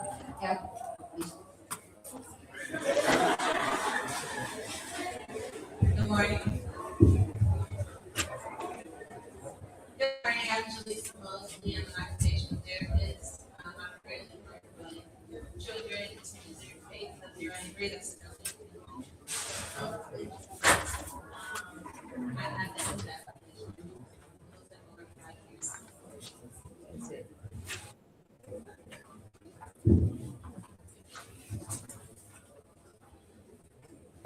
Okay, so this is going to be a very interactive presentation. It's not going to just be us talking to you guys, so please don't be shy. Today, you're not here to make you feel bad. You're not here to make you feel like you're not doing enough or you're not trying, because honestly, we know you love your children, we know you love your students, because you wouldn't be here if you didn't. So we're just here to give you a little bit more tools to add to your toolbox to support your children moving forward. I'm going to start with a video. I'm not going to explain the video, but I want you to just think about what they're saying and how it makes you feel before we discuss it after.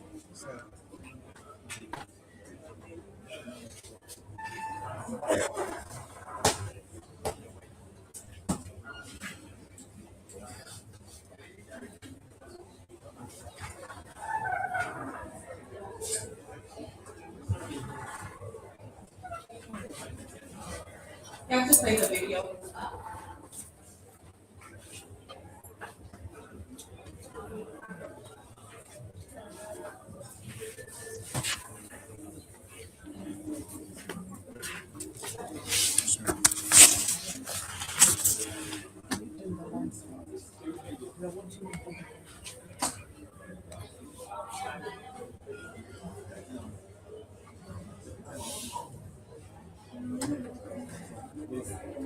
Are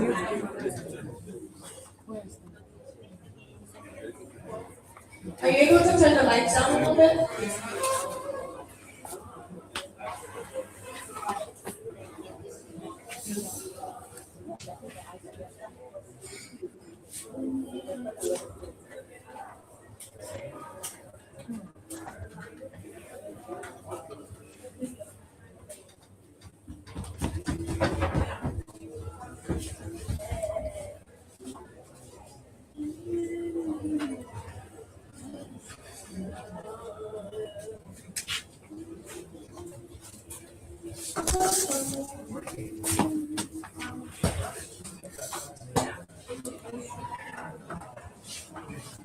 So in the meantime, this presentation is called Understanding Your Child and Understanding Your Work and Understanding Their World. So how many of you are here to learn what's going on in your child's body, why it's happening by raising your hand?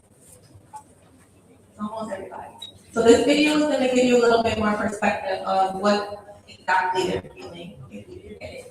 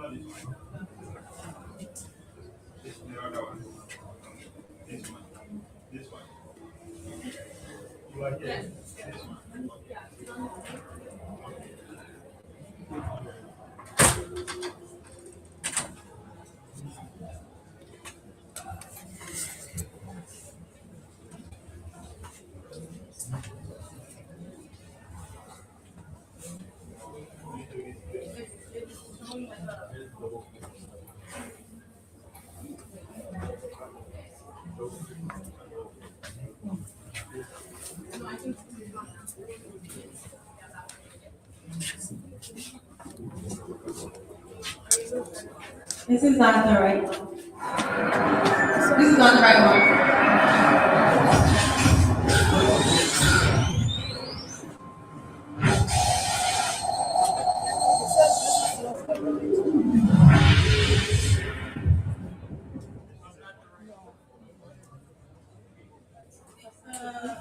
The first one.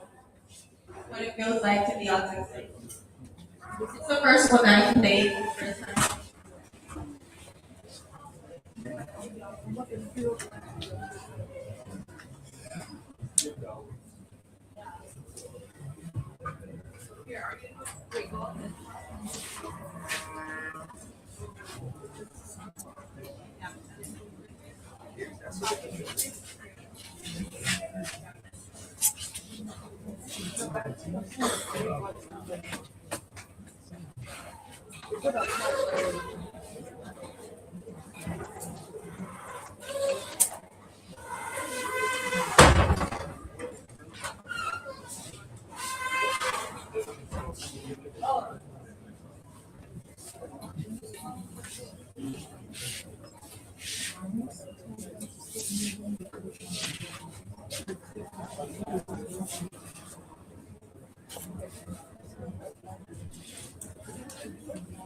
We can move on if it's not working, it's okay.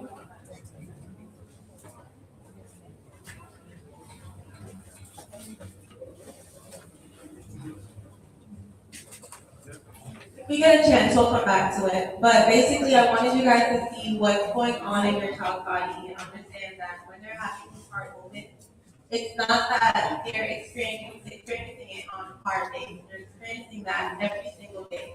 Every single day, whether they're at school, whether they're at church, whether they're at home. So what we're going over in this presentation, I want you to keep that in the back of your back, the understanding that this is what your child is experiencing on every day.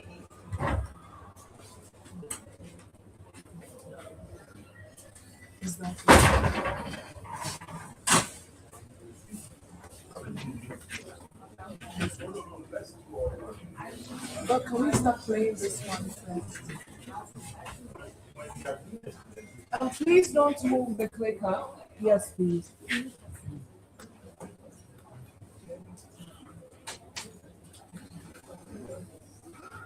Is that it? Okay.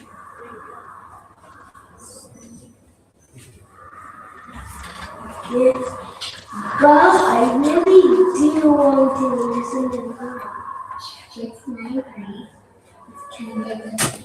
So this is what I'd like you to know about me. I have to move, or I really can't pay attention.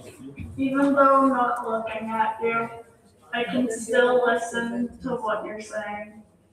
If you tell me, sit up straight, now I have to use all of my brain to do just that. It makes me feel sad when you tell me to try harder, even though I've already tried as hard as I can. I actually listen better when I'm rocking in my chair. When you give me a bunch of directions, I start to think I will never remember all of this. Sometimes my mom and dad indicate all of my things.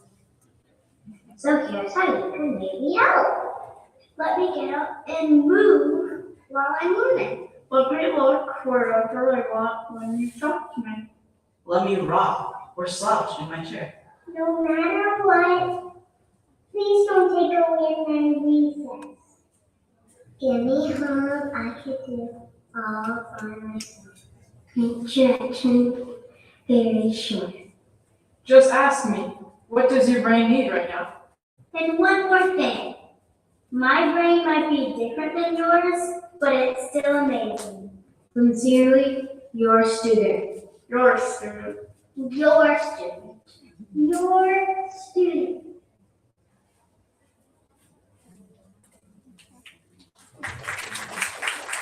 Dear. So if we can have one person share, how does that make you feel and what type of perspective does that give you? Anybody?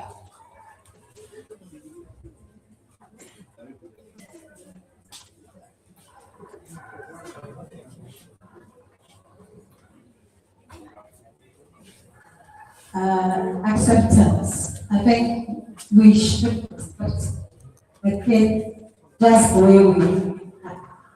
And when we were growing, teachers used to write, let's remark satisfaction on our report card. We didn't, when we were, I was like, every day satisfaction, every day satisfaction. When I grew up, I understood that it was a very good comment. Every child they are satisfied, they are good the way they are. We shouldn't try to change them. It's as simple as thank you. Thank you.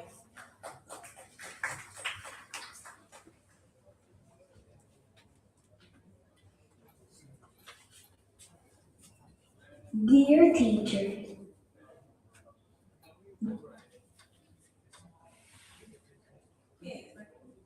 So we already know that you love your child deeply, but unfortunately, sometimes we hear things from our family, our friends, our community that can be very hurtful, it can make you feel alone, it can make you feel confused.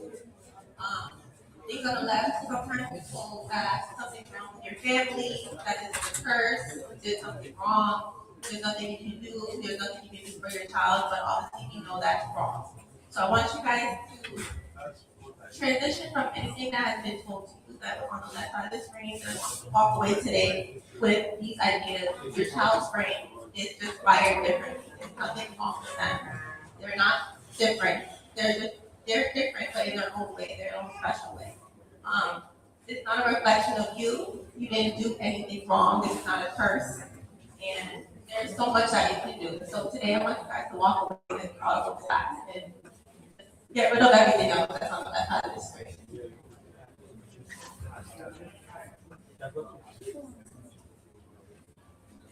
So today we're going to focus on three things. I want you to understand the why. Why is my child behaving this way? Why are they having this meltdown? Why does it seem like these big reactions are happening out of nowhere? Why do they have these sensitivities? And I want you to stop blaming yourself or blaming your child for them. I want you to be able to see it early because there are so many signs that you can see and pay attention to before these meltdowns happen. And I want you to know what to do. Sometimes you're on these wait lists, your child may be on a wait list for occupational therapy, they may be on a wait list for speech therapy or some type of behavior therapy. But I want you to be able to walk away knowing what to do in those moments before having to worry about going to those therapies. So that's what I want to focus on today. How many parents do you have in the room? Parents. Okay. How many therapists do we have in the room? How many educators do we have in the room? Okay. So it's a good balance. I just want everyone to know that we're all on the same team. I know sometimes parents want to point fingers at the teachers want to point fingers at the parents, everyone wants to point fingers at the therapists. No one's doing enough. Sometimes parents want the best for their child, but the teacher may not have the support in the classroom to be able to provide those support, but they may not have the given education to provide those supports. But it's important to know that we're all on the same team for the benefit of the child, as long as we all have an understanding of what's going on with them. So keep that also in the back of your mind.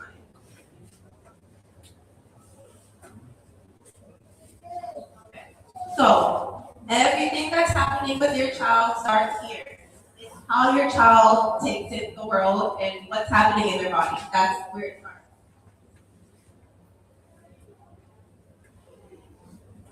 Before we continue, we all learned about our 5 senses in our body. So can we just scream them out? What are all the senses of your body? I heard taste, touch, smell, sight, and hearing. Okay, good. So think about all of that information that your body's taking in throughout the day, right?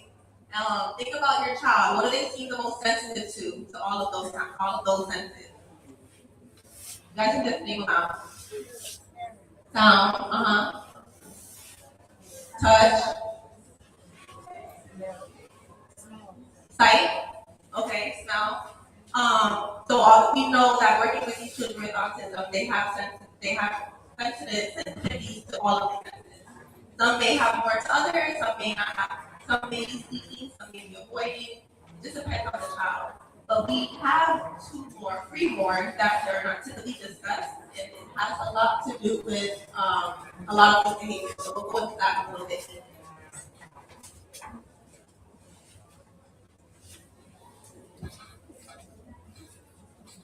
So we'll start with sight.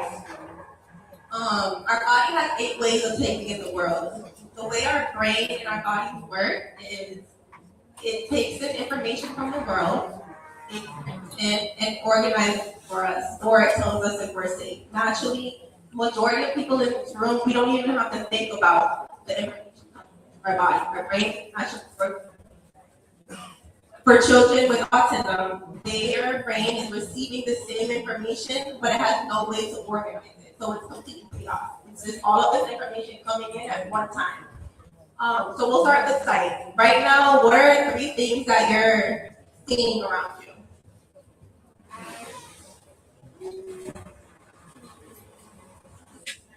Light. Storm. Lots of yellow. One more. The floor. Okay. So these are things that you probably didn't even pay attention to until I asked you to pay attention to it, right? Because your brain is taking in that information and allowing you to just focus on the conversation we're having. Moving on to sound. What are some sounds that you're hearing right now? Me. Someone talking. And someone laughing. Okay, again, information that your brain would have just filtered out for you, but it makes you pay attention to it. Let's think about at home or in the classroom when this is your place where you're asked to pay attention on whatever you're asking. Imagine them in the home, like they're having fun around or in the classroom, posted on the wall or sound.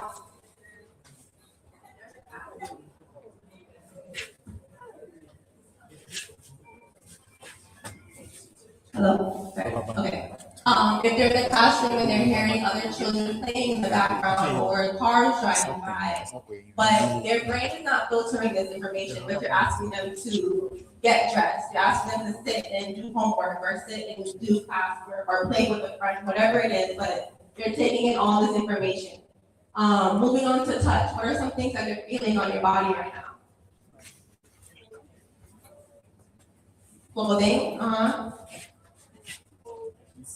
hold air. One more.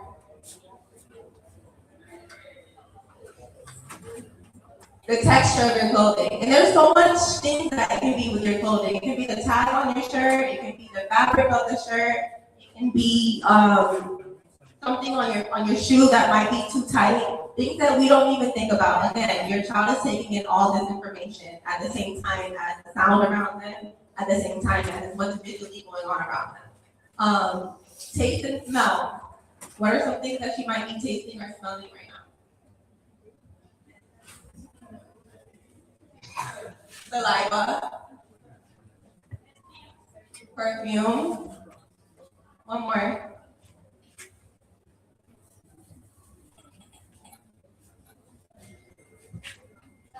Gum. Again, your brain is filtering this. I know it sounds redundant, but I'm being redundant for a reason, right? I just think it's not fair to us to have all this information coming in we're able to attend to our tasks, attend to whatever it is. But our children are receiving all this information at the same time, and we're expecting them to do the same thing. It's just not right.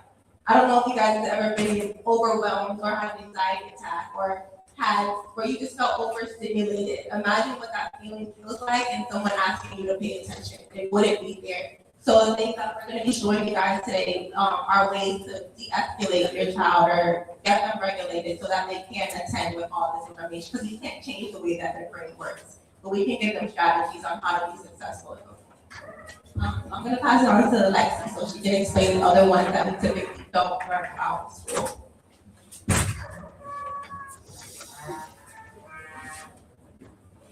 Okay, so the next one is balance. And so like I can walk, right? I'm doing pretty good, maybe not the best.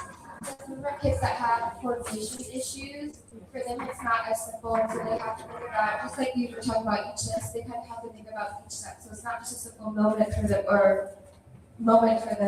think about each step. So it's like, okay, I need to put my leg here first and make sure that I'm planted. I need to do this, that, and all these things.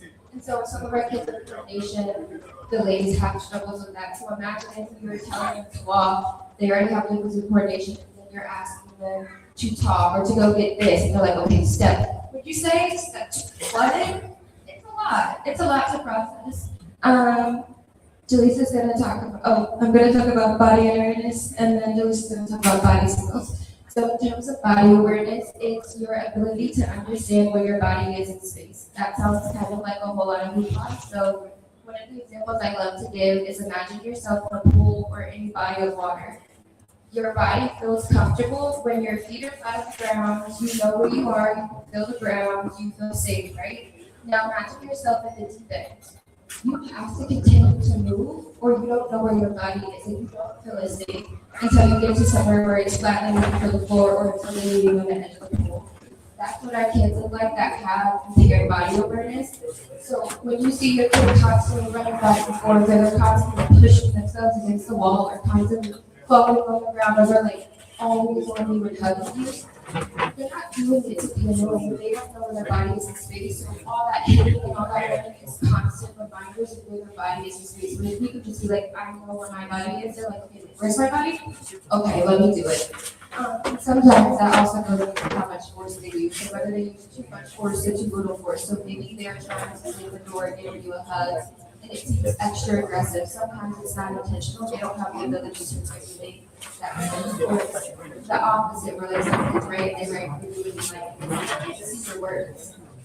So those are some of the things I'm looking at. And then I'm going to talk about body skills, different feelings. So probably when you're hungry or full, or when I go to the bathroom, how I know where that time is holding it.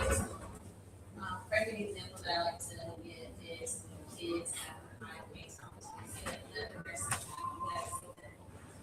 Kids fall all the time and they get right back up like nothing happened. That's not hurt. Can you see that? Yes. So those are kids who typically have particular internal cues and registering how they process things. They don't really process the same way we It's a meltdown, so.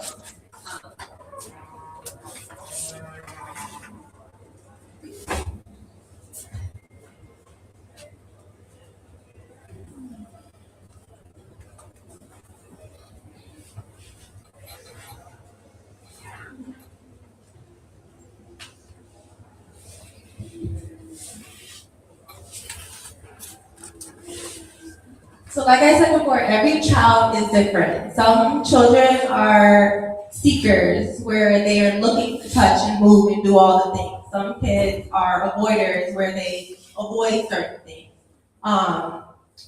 So I want to kind of give you guys a visual of how you can think about their body. So think about their body as one child has a very, very, very big cup, and one child has a very, very small cup. So think about everything that we just talked about. So sight, touch,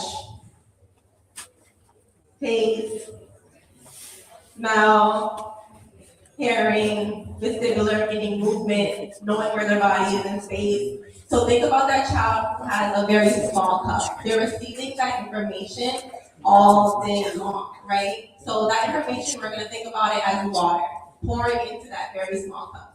So every time they smell something, that's a little bit of water going into that small cup. Or every time they hear something, that's a little bit of water going into that small cup. But if that cup is this big, imagine how long it's gonna take them to get overwhelmed. In like 2 seconds, right? So you're looking at it as, why are they having this meltdown out of nowhere? This just came out of nowhere, but it's not out of nowhere. They've just been receiving this information and their cup overflowed because their cup is this small, right? Now let's think about the child who has a very big cup. These are the kids who constantly moving, they're constantly touching things, they're constantly squeezing, they're jumping, they're doing all things because they need more input to fill their cup. They need more input to make them feel calm and regulated. So you're looking like, why can't my kid just sit still? I want you to sit still and eat. I want you to sit still and pay attention. I want you to sit still in church and, do the things that a regular child would do, but it's not that they're trying to be disobedient. They are just trying to fill their cup because they need that movement or they need that touch to feel calm. Does that make sense?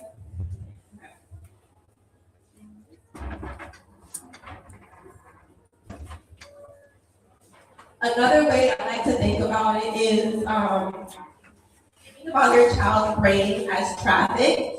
And I think this is the best way to explain it because Ghana traffic is, I thought Miami traffic was bad, but you guys got it. This is crazy. But I like to think about it as traffic, right? So for you and I, our brain would kind of act as a traffic signal or a traffic stop. So you have all this information coming in from all directions, which would be the cars driving on the road, but you have the traffic lights and the traffic signals guiding you, organizing it, doing all of those things. But for a child with an autistic brain, they're receiving all of that same information. The cars are still coming in from all different directions, but it doesn't have any traffic signals or it doesn't have any traffic stops. So I don't know about you, but if I had to walk out right now and drive in that traffic without any traffic signals or any traffic stops, that would be anxiety inducing. Like if I had to get up and go to work every day knowing that this is the world that I'm gonna walk into, I'm gonna have a meltdown every single day because I don't know what to expect. So think about that when you're thinking about how they're reacting to when you're asking them to do all these different demands. Why they're having this meltdown, it's because they don't know what they're about to walk into every single day.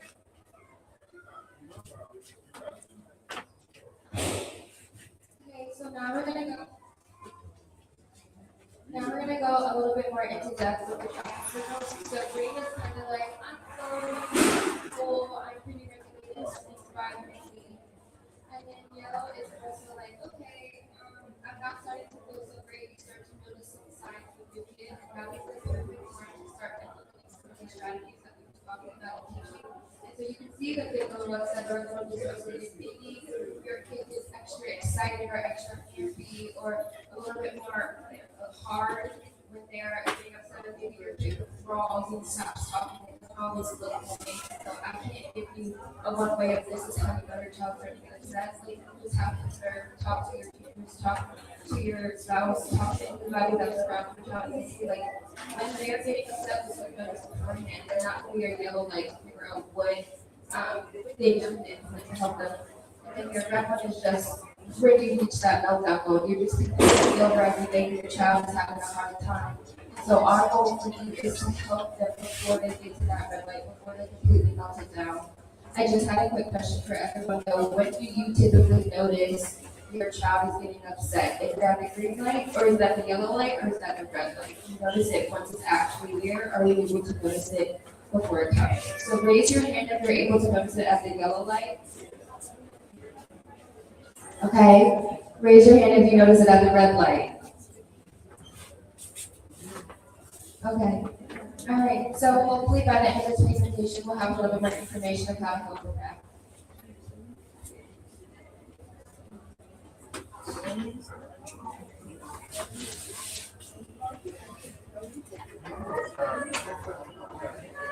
Okay, so everybody's wondering, how does this affect speech and language and communication? Gonna do the icebreaker? Hi y'all, did we already pass out this stuff to people? Okay, so we're gonna do a quick icebreaker. It is okay if you're not an artist. That is not what I'm asking you to do, I'm just asking you to try your best, okay? All right, so I'm going to try to give very explicit instructions of what I want you to draw, but I'm not going to tell you what to draw. So like if I wanted you to draw a train, I'm not going to say draw a train. I'm going to describe it like draw a line down, draw a line across, Try your best to draw it, and then you'll look at your partners and you'll look at my picture and see if we got the same thing, and then we'll talk about why this is important afterwards. Does everybody have access to paper and pen right now, right? Everyone should? Okay. Okay, excuse me if my explanation is not the best. It's all a learning curve for all of us. Okay. Are we all good and ready to go? Okay, so on the left side of your paper, I want you to draw a line down. Don't make it too tiny, but don't make it really huge. Just draw a line down on the left side. We good? Okay. And then at the top of that line that you just drew down, I want you to draw a longer line across.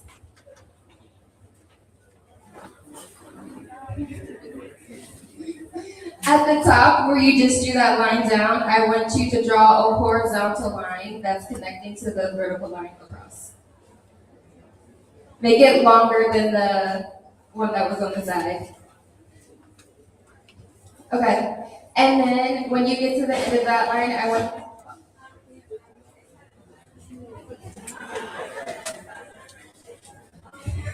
Okay. Okay.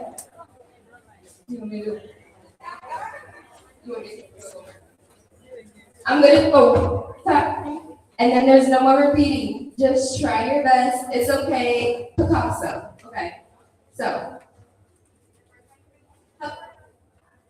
Hello. Oh. Hello. Hello. Okay. The first line you're gonna do is a vertical line that's not too big but not too small, like a decent size.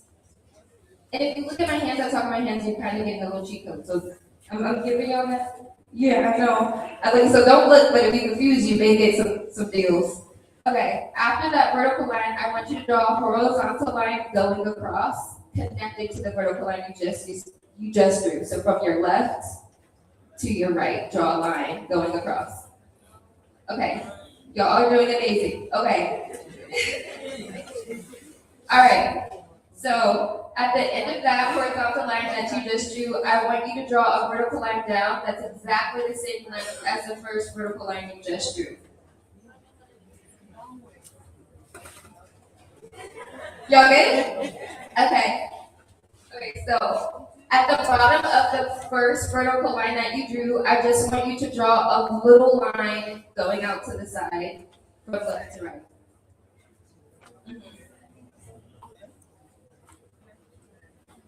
Okay, we good? And then I want you to draw a little arc that kind of looks like a rainbow.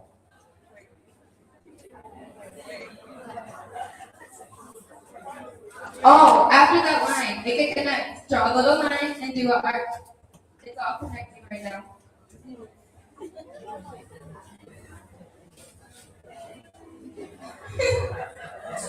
All right, are you guys ready? Okay. Now draw another little line, another little horizontal line. All of this is connected. Okay, so you did your arc. Now at the bottom of your arc, draw a little horizontal line. That's connecting. Okay, are you ready? Now do another arc. And draw a little horizontal line and make it connect with the second vertical line you did.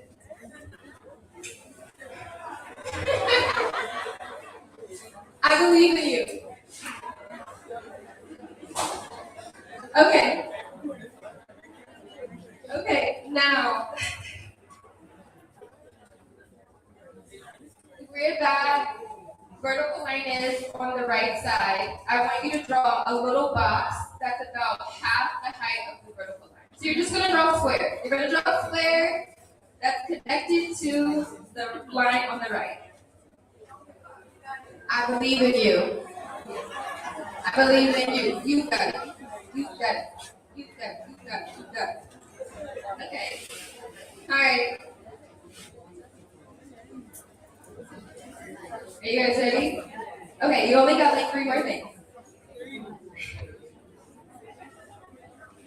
Keep going. Okay. So the horizontal line, the big horizontal line that you drew at the top, I want you to draw 3 squares kind of evenly spaced under that line. Kind of at the top. You're doing amazing.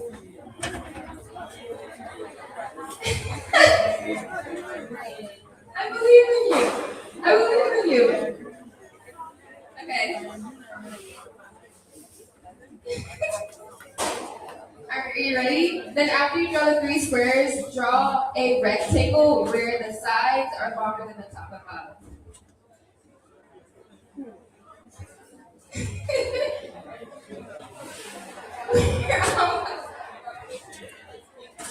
Okay, now in the middle of that rectangle, just draw a line right in the middle. Vertical line down.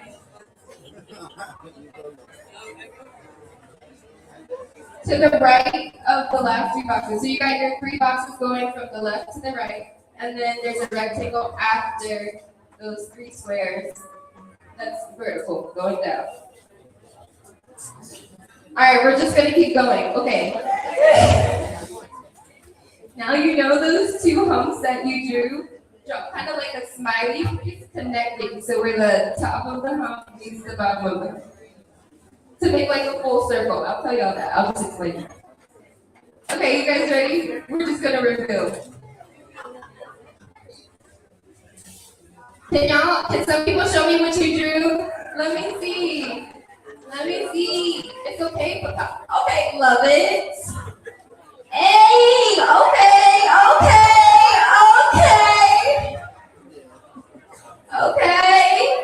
I'm loving it. I'm listening. Ba-da-ba-ba-ba. Okay, are y'all ready? Okay, see, look, I love it.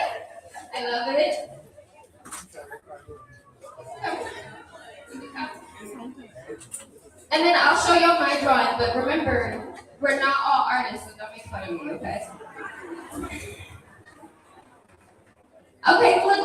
Here we go. Are you ready?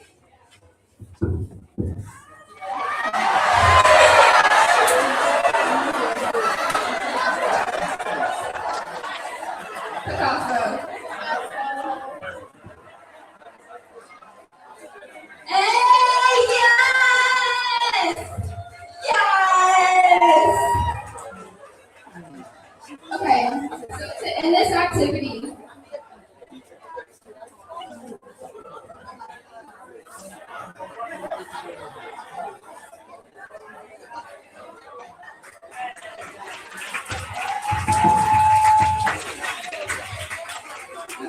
y'all ready? So to in this activity, how many of y'all was like, what in the world was she talking about? Okay, I was trying this. I was trying my absolute best to describe to you guys in detail what I wanted you to do. And sometimes, whether we're talking to our children or our students or whomever, a family member, we think that we're communicating clearly because I'm doing a good job. But you may not be interpreting that. So I may think that I'm speaking clearly, but it may not come as clear to you, right? And on the other side, you may be like, hey, I understand everything you're saying right now. Like, I get it. I'm drawing right into the film. We're like, oh. And so we're not always understanding sometimes when our children are trying to communicate with us and we're getting frustrated and we're trying hard and we need repetition and we need all those things. That's kind of what that is like, right? So communication is not as clear as we make it out to be. I told you to tie your shoe, didn't I tell you to tie your shoe? Didn't I tell you to do this? Aren't you understanding me? Why can't you go on a bus? Okay, that's all I'm saying. So I want us to keep that in mind when we're communicating to our kids. So because we're a big group, I didn't do that. Like, when I do it with a smaller group, I let people ask clarifying questions. I'm not going to tell you everything, but like if I say the left line, you say wait. If I say draw a line down and someone would say to the left or to the right, we're now entering the opportunity to understand each other better. And it may not happen at first, it just takes repetition and time. So have grace with your kids. Please remember this activity as you're trying to learn it and communicate with them, but also everyone every day. Sometimes we can be very presumptuous of what people need, and that's not their intent. So, yeah.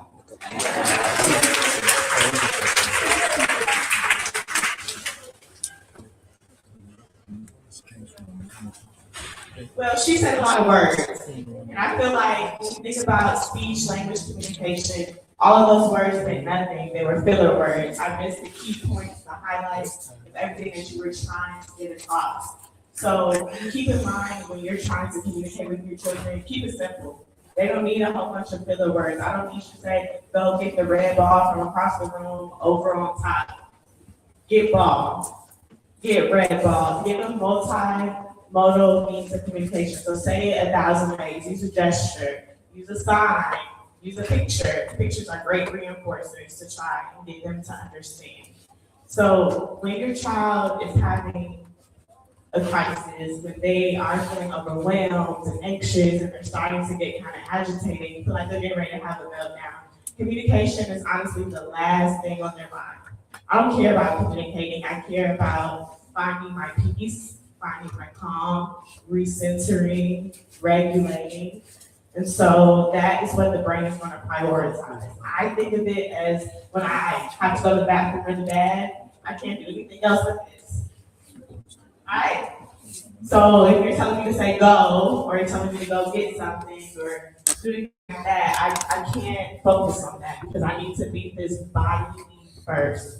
So all of the things that they were talking about all the different senses and all of that plays into communication, because if I cannot meet that need first, I'm not going to be able to focus on communication on, I think somebody would have said earlier, attention.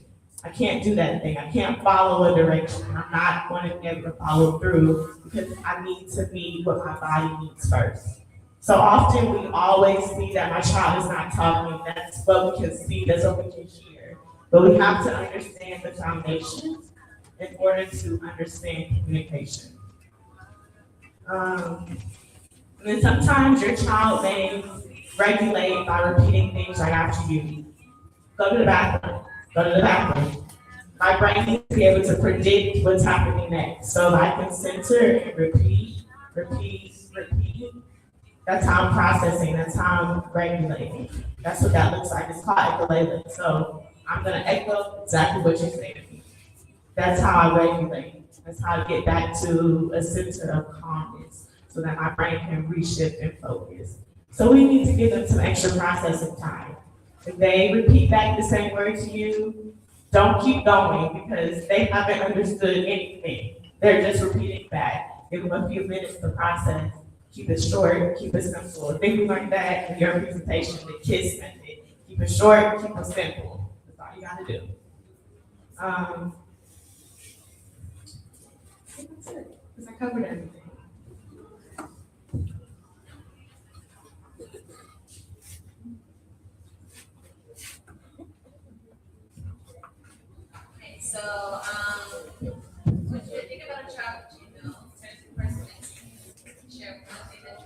Sure, when did their child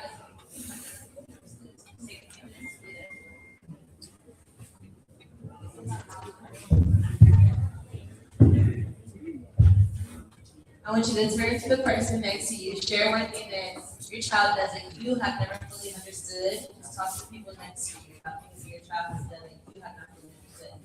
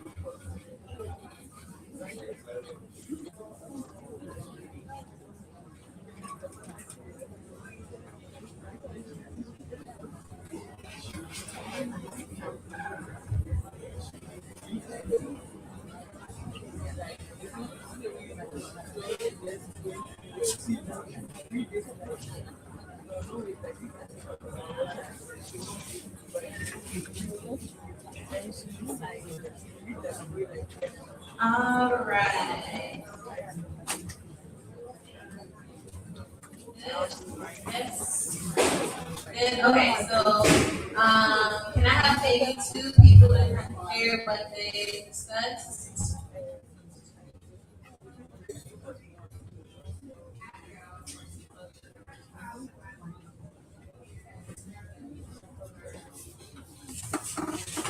A behavior that she observed that she wants to learn why they do it is she observed a child who chews grass. So more of a texture thing. And why do they do it? So sometimes it can be a texture thing. Sometimes it's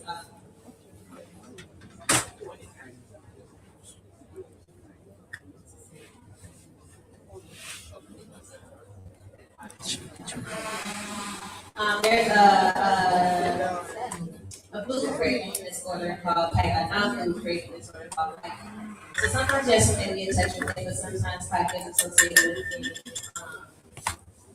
where kids decide to eat things that are not food items. So likely it's linked to some type of vitamin deficiency. So I would suggest that you get oatmeal to see if they lack any vitamin deficiencies that they make their brain crave grass, paper, wood, chalk, crayons, hair, shirts, things like that. I'm gonna share.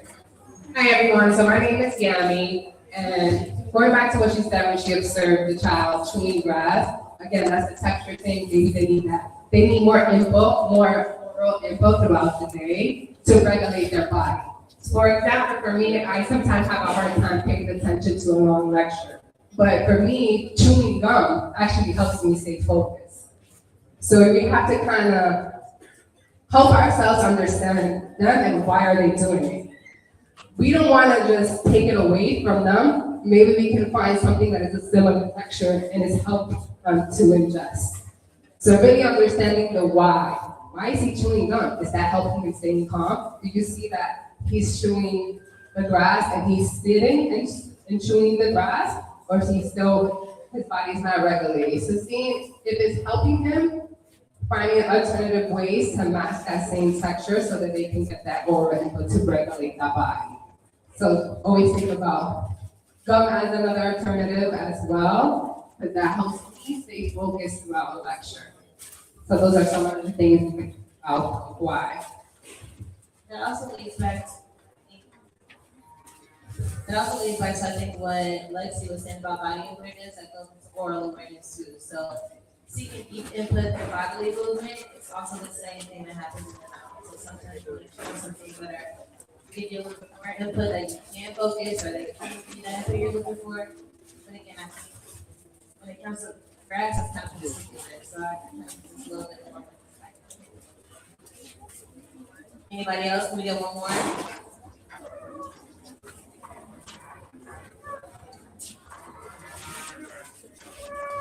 Okay, the behavior is something about he taking strands from my fabric. You know, if there's a towel there, he'll be pulling the strands from it, and then he'll be holding it. At some point, he could be flapping it. But even the flapping, I cannot understand the flap, but the fact that he cannot take any other thing to flap, but would want to go and pull a strand from a towel or any fabric that is easier for him to get the strand out of, is what I don't understand. Okay, so if I understand you correctly, you're saying pulling a strand from like a towel and no plastic. So it makes you kind of looking at it when you plastic. Yes. So that's one is a special interest. So that one particular thing is going for a towel is a special interest. And two, it's looking at visual stimulation. So I pull the string and get that visual stimulation by looking at that person. So it could be something that's speaking to him, that's satisfying him. So that goes back to the example I was giving you about the cup, right? So it seems like he's someone who has a big cup. So he's looking for ways to fill his cup. The way that he's filling his cup by doing that is touch. So the pulling it probably feels really good on his hand. That's one way to fill his cup, make him feel calm and pressure on his hands. And then also looking at it. So that's another visual stimulation is getting that visual input is also filling his cup. So the more input he's putting into his body is helping him feel calm. So for us, it's just like random things, but they're looking for random things in their environment, kind of like pulling at things in the air of what's going to make you feel calm, and that's what he found. So I hope that helps. So some of the examples at home, if your child struggles with getting dressed. So like Chantal mentioned earlier, tagging clothes can be an irritant. Things that center around the waist, some people like to wear button-up pants, which is sweatpants or anything like that. Loud sounds is, I think it's cover your ears or they'll plug their ears with certain sounds that they can't take. Meal times, bedtime routines are transitioning somewhere new. Have y'all experienced anything like that? It's time to go, it's a meltdown, or going along with the bedtime routine when it's time to wind for bed, it's a little bit more difficult for them to do so?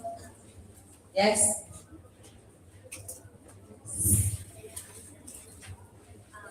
In schools, did your child struggle to sit still? I think, let's see.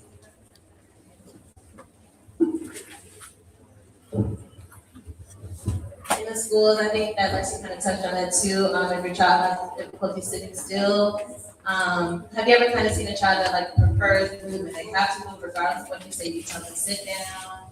They hear you, but they still have to pace, run, wiggle, and all types of things, right? Avoiding a certain activity, it's gonna cry about meltdowns, so the small commands, small demands, instructions.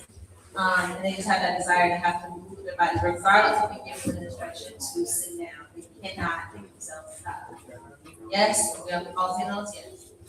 And then last, ask yourself if my child's filling up too fast or are they trying to fill it up?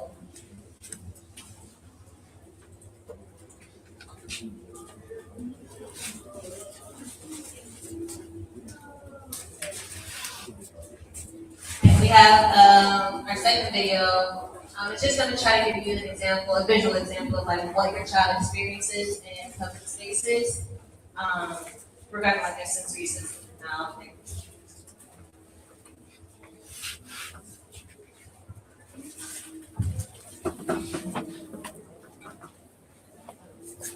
if we can demo it, please.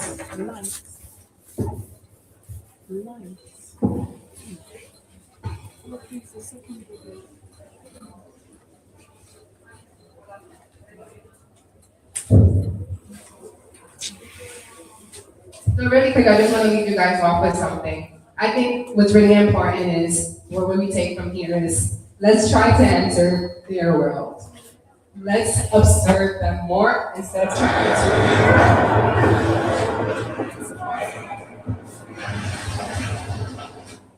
Let's observe our children more instead of going directly and trying to change them. Understand why.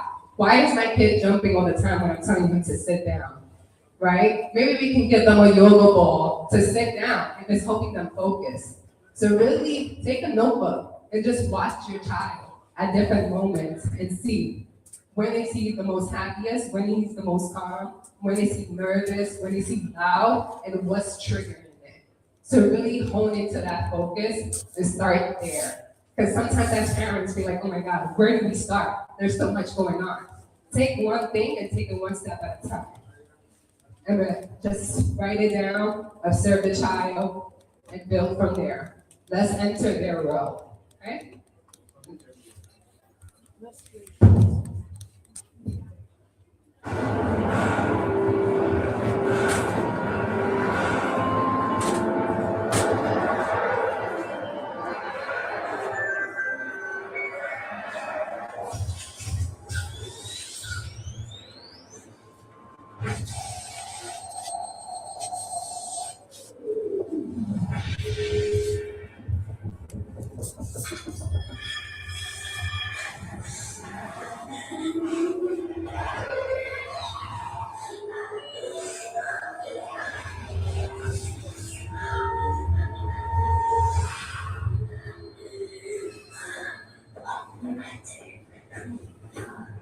Six, 7, 8, 9.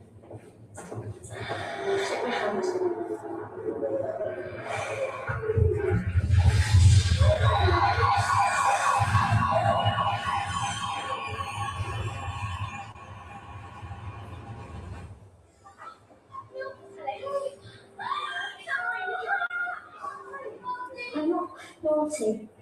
I'm autistic. And I just get too much information.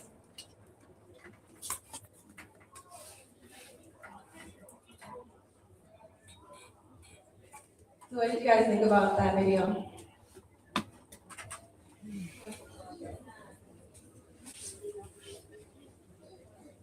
Did you ever look at it from that perspective before today?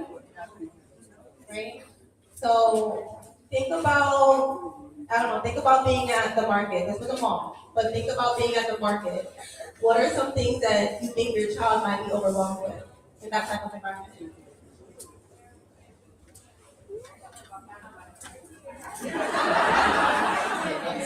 Or anywhere, the store or a restaurant or at school, church.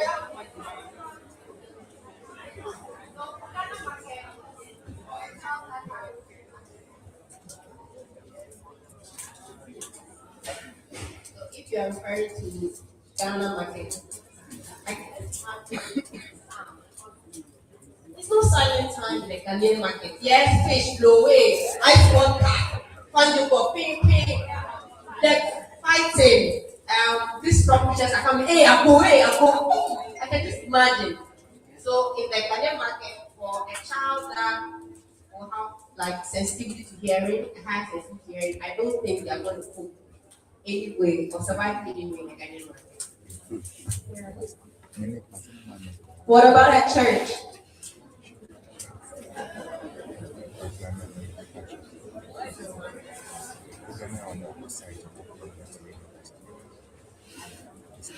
Anybody want to share about at church? I know for me, I didn't like wearing stockings or like dresses.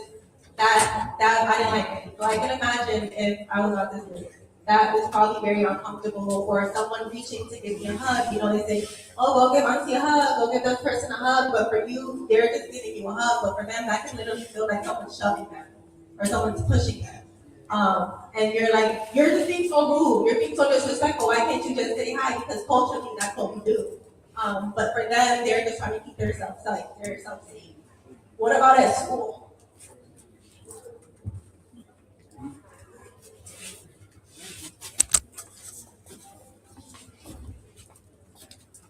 Do you have any teachers or educators?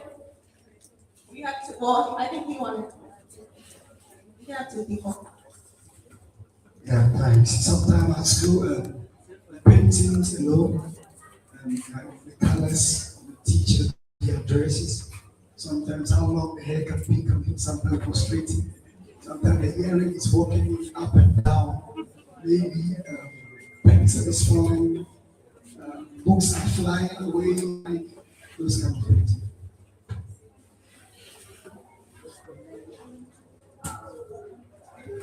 there's a long time sitting down in one place. So the breaks don't have a late time. Movement.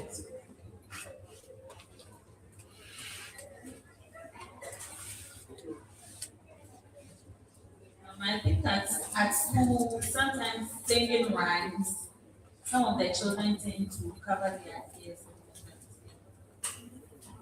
Very loud. We'll do one more. What about at home?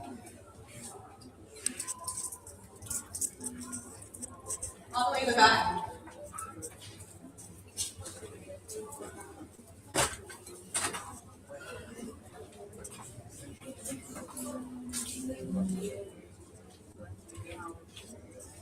When sometimes the floor seems too smooth. Can you hold it a little bit closer?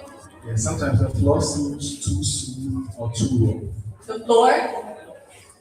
Yeah. Another thing at home that stands out a lot is potty training. Sometimes a lot of these children have issues with potty training, and it may be because they can't feel in their body when they need to go. Their brain is not telling them when you need to go, so it just comes out of nowhere. It could be a smell thing. They don't like going into the bathroom because of smells of the bathroom. So it's not necessarily that they can't feel like they need to go, which is very uncomfortable for them to be in that environment. Or the sound of the toilet really overwhelms them because it's too loud to flush the toilet, or it scares them.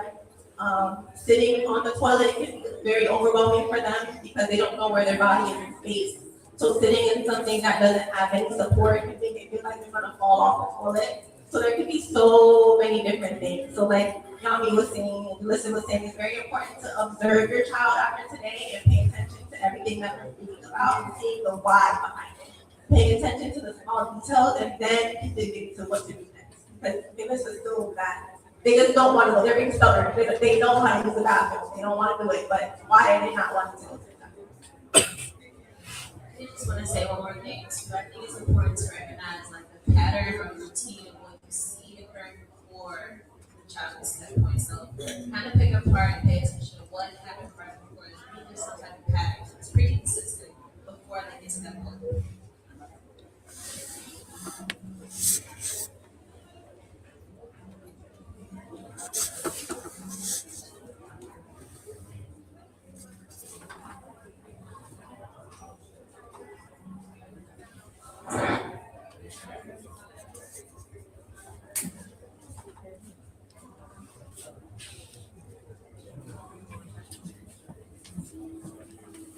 So they talked about all of these things, but what about the emotional side of it? I think as parents, sometimes you can feel that it's your fault, that you handle it. You go to the store, and people are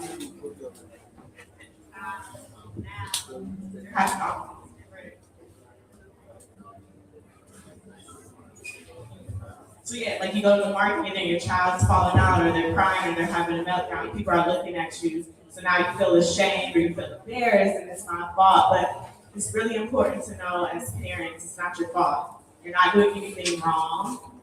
And how you handle a certain situation is not wrong. You're here today to learn and to figure out what can I do better to help better support my child when they are in need of something. So we want to give you that foundation. Also know your child's not being difficult. They're not trying to be intentional with their behavior, but the behavior that you see is their attempt to communicate with you that I need something else. This is not working, I'm overwhelmed, so we need to find a solution to help them. Whether that means removing them from the loud environment, giving them a quiet corner, maybe giving them some pressure on their arm to just help regulate as they're trying to navigate these experiences that are a little bit more challenging for them to filter out all the other external things that are going on.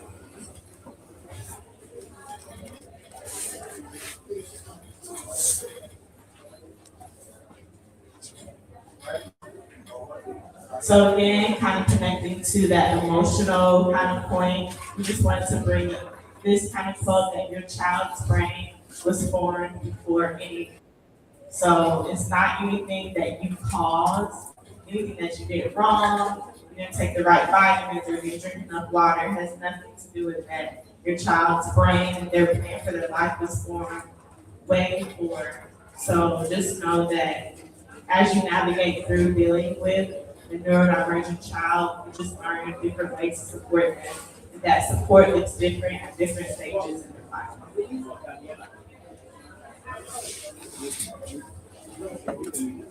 And if I don't learn the way you teach them, please teach them the way I learned. Again, that goes back to just supporting your child. Is that even as educators, if the child is not getting it the way that you're doing it, maybe take a step back and reevaluate how you're teaching it. Maybe they need a different form. Maybe they need another visual. Maybe they need you to break it down simpler into smaller steps, into fewer words that are more digestible for them to pick up and understand. So it's all about learning how to support them and meet them where they're at so that they can grow.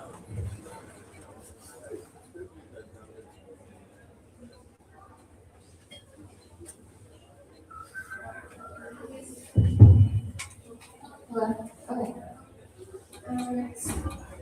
Okay, now we're gonna try to connect it together. Recognizing the early signs, some of the early signs, if you think about it, you can kind of think about it like a ladder. So step one, notice the early signs. It may be your kid is fidgeting more than usual, maybe they're wrong, they're not being as hard, they're a bit silly. Maybe they're starting to pull away or pull back or give short answers. And then after that, you start to get to the next part. All right, so we're going up to the next step. All right, now they're about to move a little bit faster. They're covering their ears. Their voice is getting louder. They're more sensitive to noises and stuff like that. Right? And so that's the kind of stuff that they're taking. And then we have our last step. Kind of just like a practice out where at school now you're not able to regulate our emotions. Anything that we say is overwhelming us. And one thing that I want to add is in this moment where they're in a feeling meltdown, sometimes we want to go, okay, calm down and take a deep breath and just sit or just relax. But I want you to imagine, say you just got into an accident. And you're really discombobulated and someone comes over and they're like, okay, what happened? Where were you? What happened? Where did you go? What did it do? Would you be able to answer all of those questions? No. And so when our kids are in this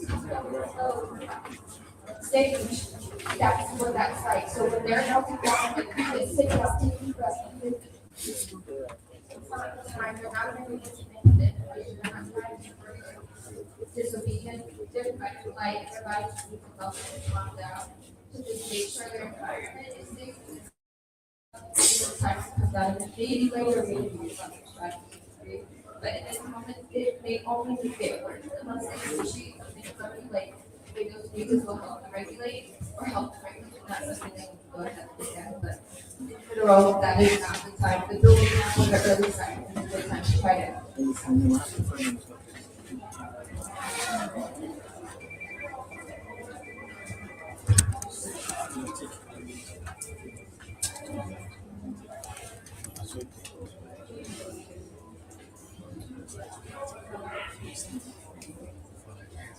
So for the sake of time, we're gonna skip this slide so that you guys can do this on the group together.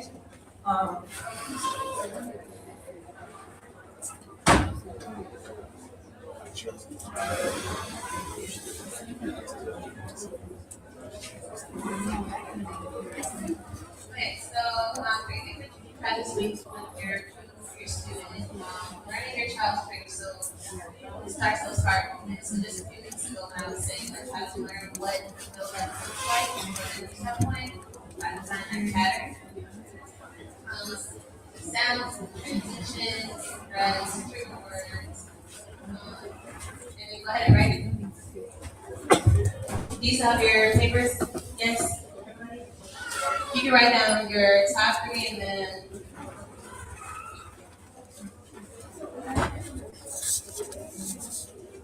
okay, write it down for yourself.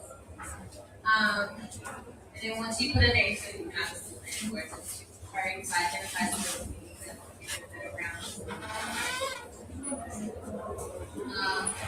you see the signs, slow down, don't speed up.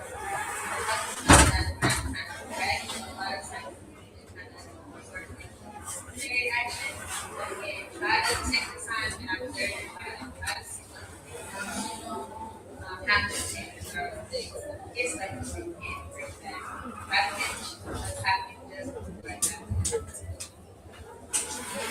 try to do that, you can go to the provider, you can get the lights, and try to get the living away from the crowd or away from, too much external input, sound, and the reading get the body from the whole on too, so according to the person.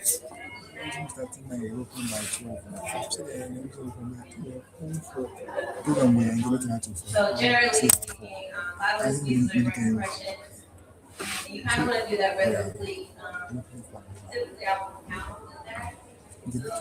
So, 1, 2, 3. You want to be gentle and firm. That is really kind of target those muscles. We have had to call in 30 seconds, and I think timing it and using the rhythmic pace as far as regular bodies. So they're a lot of good breathing, a lot of things, try to run, take some kind of breath. They're just pressing on the stand, so you kind of like the rhythmic pace, they can kind of get into their own body more than systemic things. They're just grabbing on all the places. Makes sense? Yes.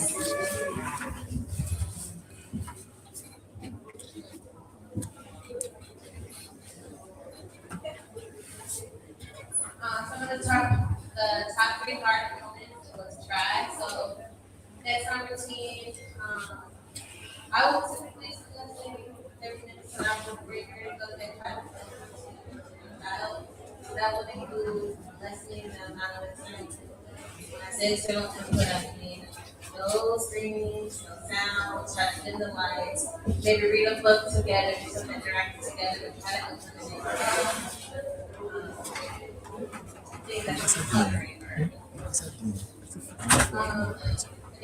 Again, try to maintain that routine. So these are the same steps, 39 same order is predictable for the child, so they know what's going to happen.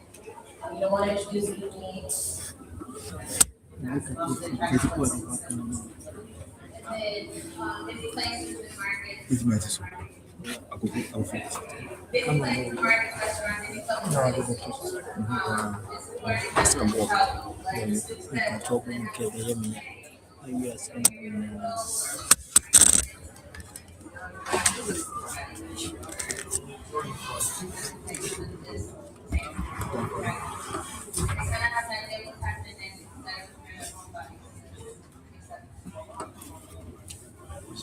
moving from one to the next, so transition.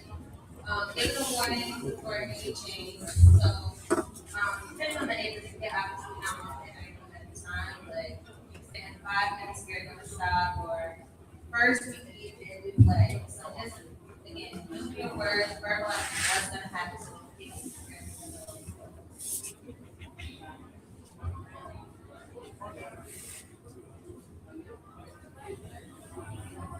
So just as we kind of try to wrap things up, it really takes a village to kind of put it all together. So just as like in our families and maybe in the culture, we depend on support from our aunts, our grandmothers, our uncles, those in the community, the same respect for kind of navigating these things with our neurodivergent kids. It takes all of our family village. It takes all of our school village, all of our therapy village. So we're all a team. It's important to work together in order to kind of move forward with our children.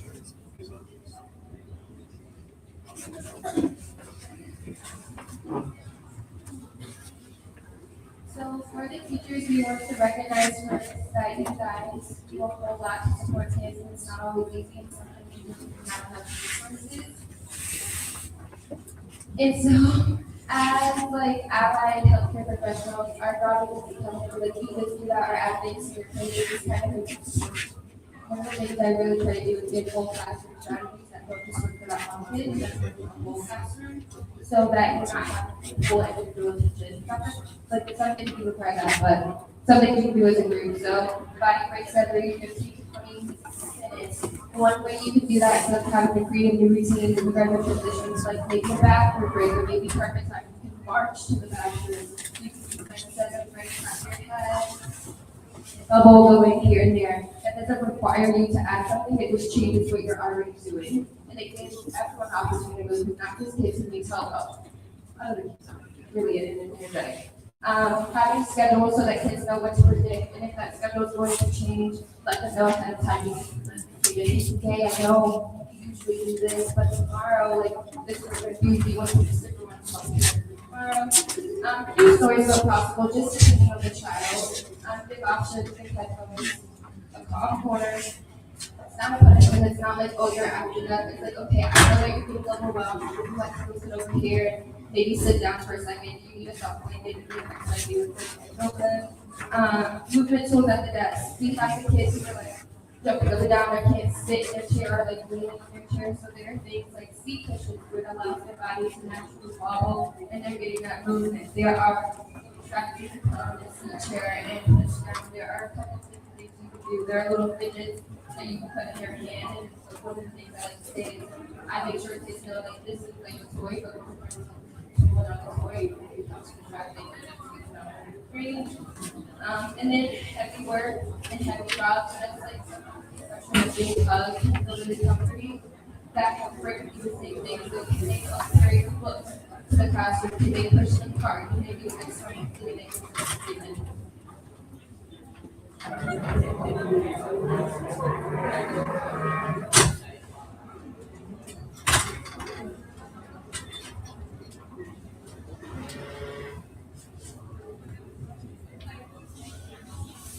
So this is the part that we pull everything together. All the things that we went over, everything that we taught you guys. So we want you to split up into groups. Maybe that side split half. Maybe split this part into 3 parts, and then this side we can split into half. I want to try to at least make sure you have at least one teacher and one parent. Well, I know there's a lot of parents and teachers, but try to at least have one in each group. And I want you to think about one child. Think about if they have a big cup, if they have a small cup, what are some of their triggers, and then what are some things that you can implement to help the triggers that we discussed today, and then we'll share it out. So maybe,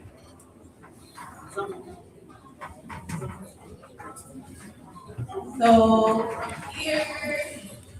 here will be one group, and then from here all the way back will be one group. From that to here will be one group, and then from here to here will be one group.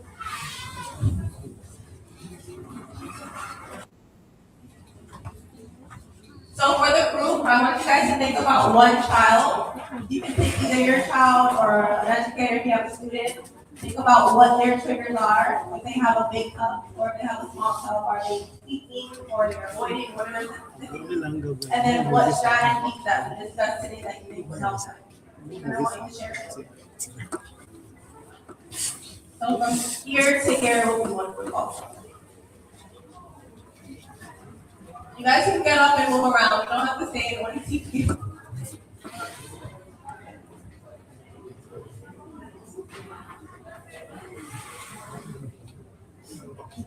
So from here to here will be one group, and then from here all the way back will be one group. So you're gonna have to get up and get together to discuss whatever the child that you want to discuss. We'll give you guys about 10 minutes.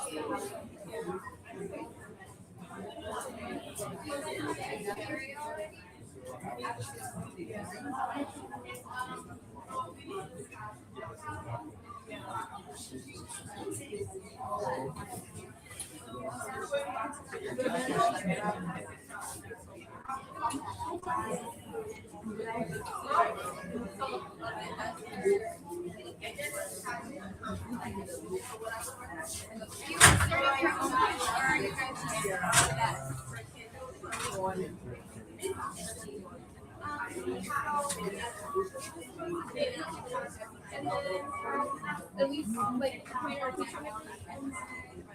take up a child and try to create a plan based on what they have for all of these things. So they have like ways to come up with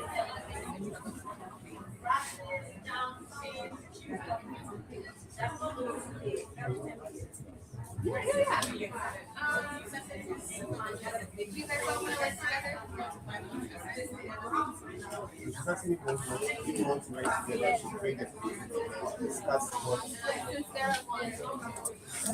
Okay, so all you have to do is think about a child.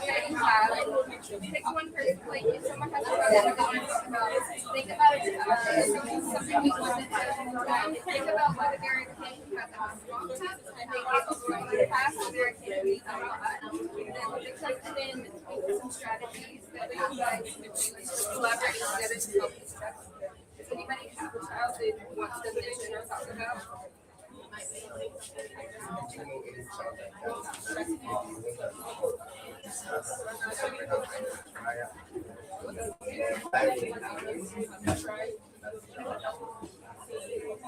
You have a child? Okay, what is it? So she has a child that has a child that has a speech needs. Not verbal, no speech. Okay. Can you give a little more information about them? And that's not going does he need a lot of influence or so he is a big running around a lot? So does anyone have some thoughts and ideas for you guys? Does anyone have any ideas of what strategies that her child is nonverbal and he's really, really excited. He likes to move it and stuff a lot. What are some things that we could maybe implement?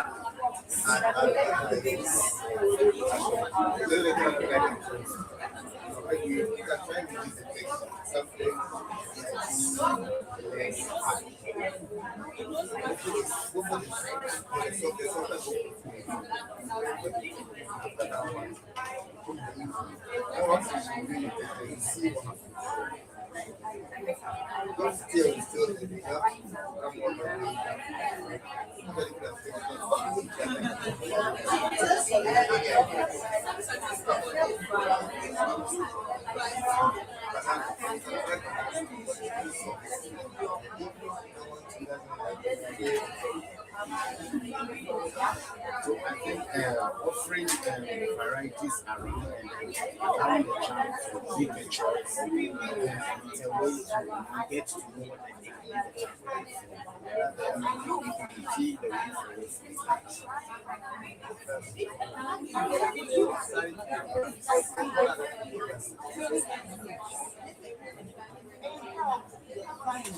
I'm sure most parents will also, like most people see this as children, are looking forward for the children to do something. And so whilst we give them an option of having varieties around, we picking out, we try and name almost everything that is there so that they can know what is there. And when the ones that they choose, we name them so that they also get to know what they are choosing the name. Next time, if we might not come in the same day when we present the collections, it's likely for the child to know the name of the item. But it's going to take forever, right? But there are certain things like I like combining movement with like the cognitive activity, and I know it's not right now, but you can create like an option, of course, where you're writing and sometimes like you just have to model it first. Like you could have where he's like talking about something or talking or something, or giving clear movements, and he's having to replicate all of you. What does he do with all these directions? Yeah, so then when you do that, it's running cognitive skills versus business skills. That's what communicates people way more than that. So a lot of people that I have in my life will do some type of concept course and will do some type of research design. And it's like a game that we create together. And just whatever happens, we spend with them. And like together and hang out and have a relationship and do something like that. It doesn't have to be for a long time. Wait for it.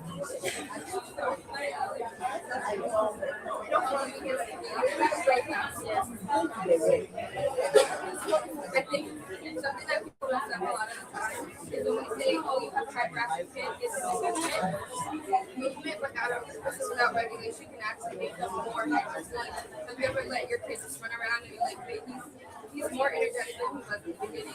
I think so unstructured, kind of structured, but that doesn't mean I don't think it's fun.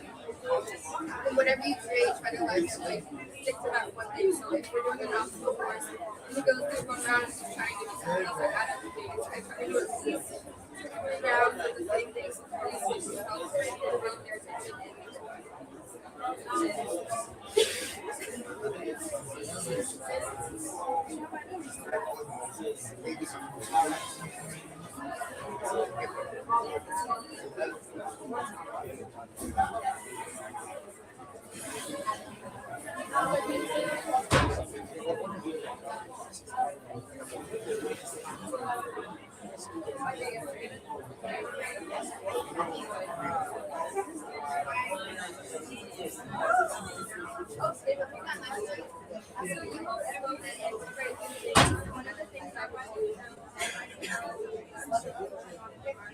And then they come and try to do is just that they're doing situations. Like, if you had something you could like, I was like, all right, stop doing that. Let's do this instead. You'd be like, but for you, I feel like sometimes we have to think about our kids and think about ourselves.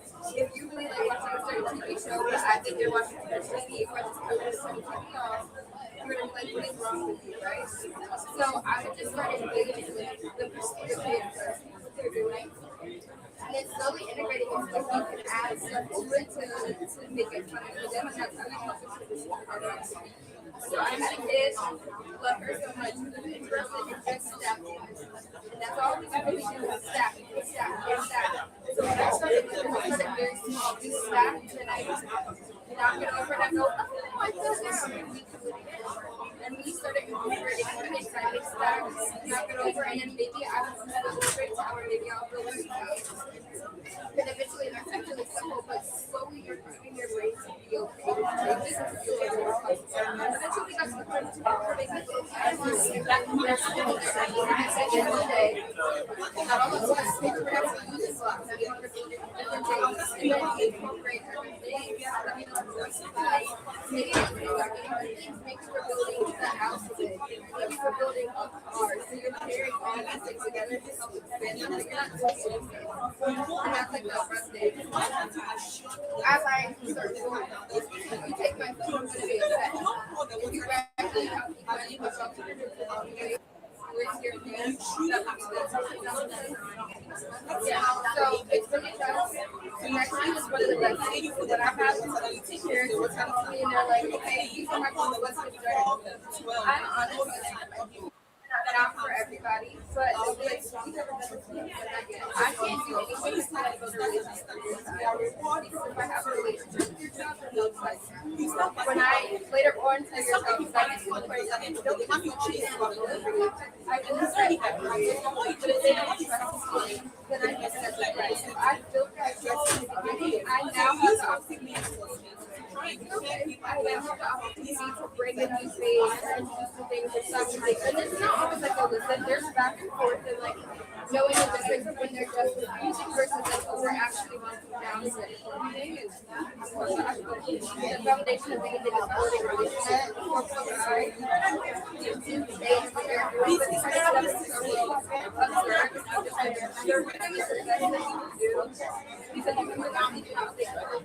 and then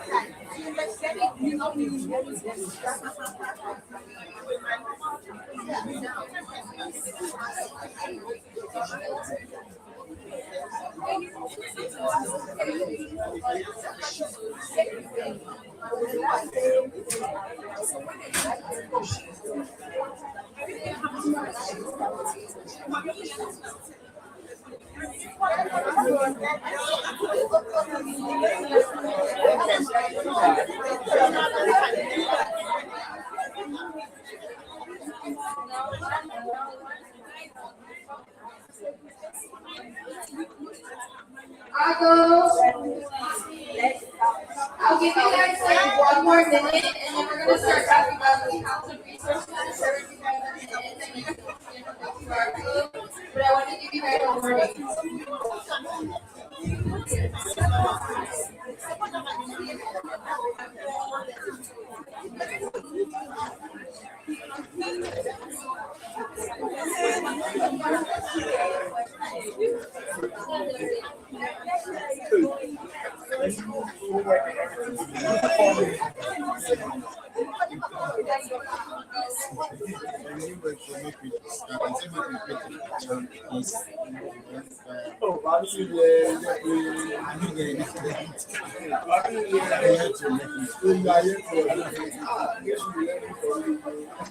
that's what make a case and how we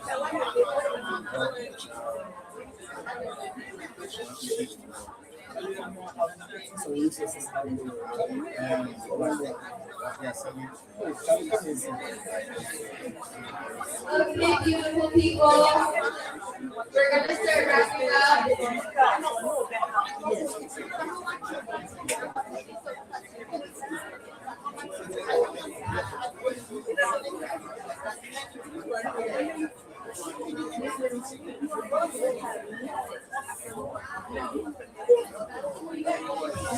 if you've left by you, please start making your way to your seat.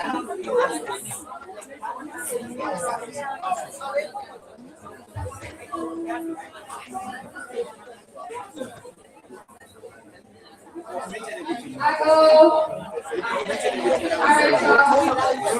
Was it helpful to share things with? So that like way, it takes a really time, sometimes it's hard because it's really very, particularly because we all are, especially for everyone in our environment, especially. So maybe it's day what you are and like keep talking to each other, make food, and then we could even like educate the people around you.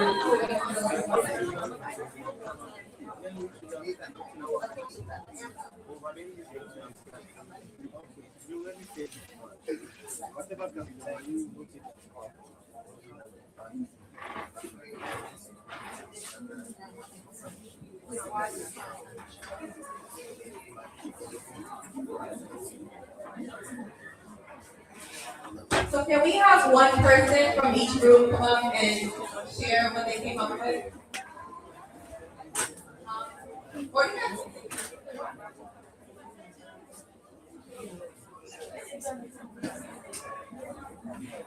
so we'll start here over on this side.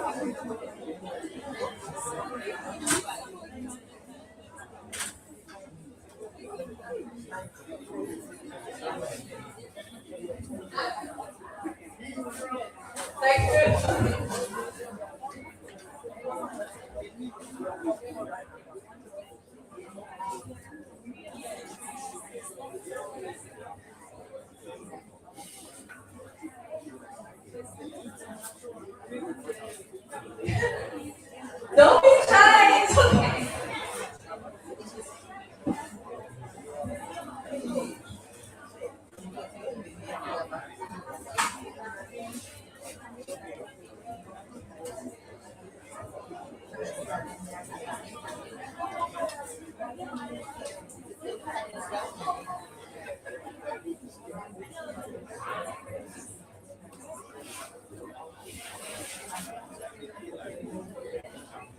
Is she gonna go or do you want to go? Hi.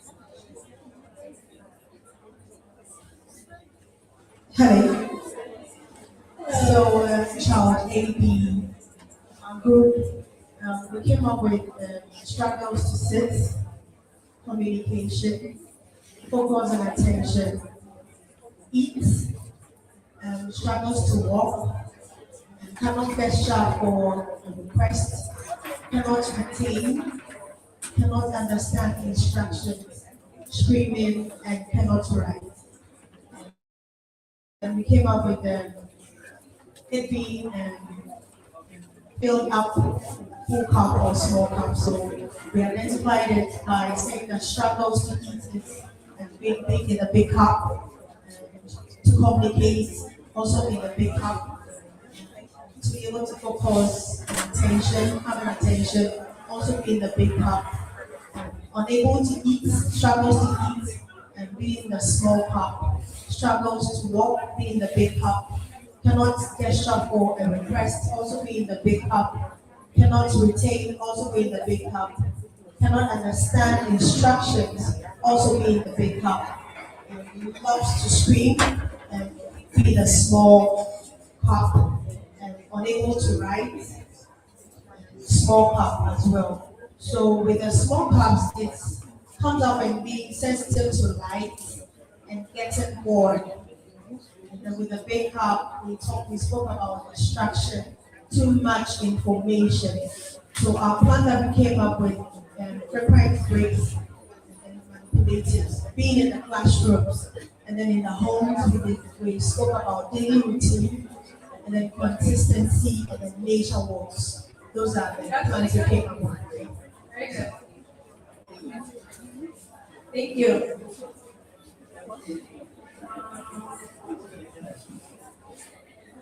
Anyone from the front, from this group?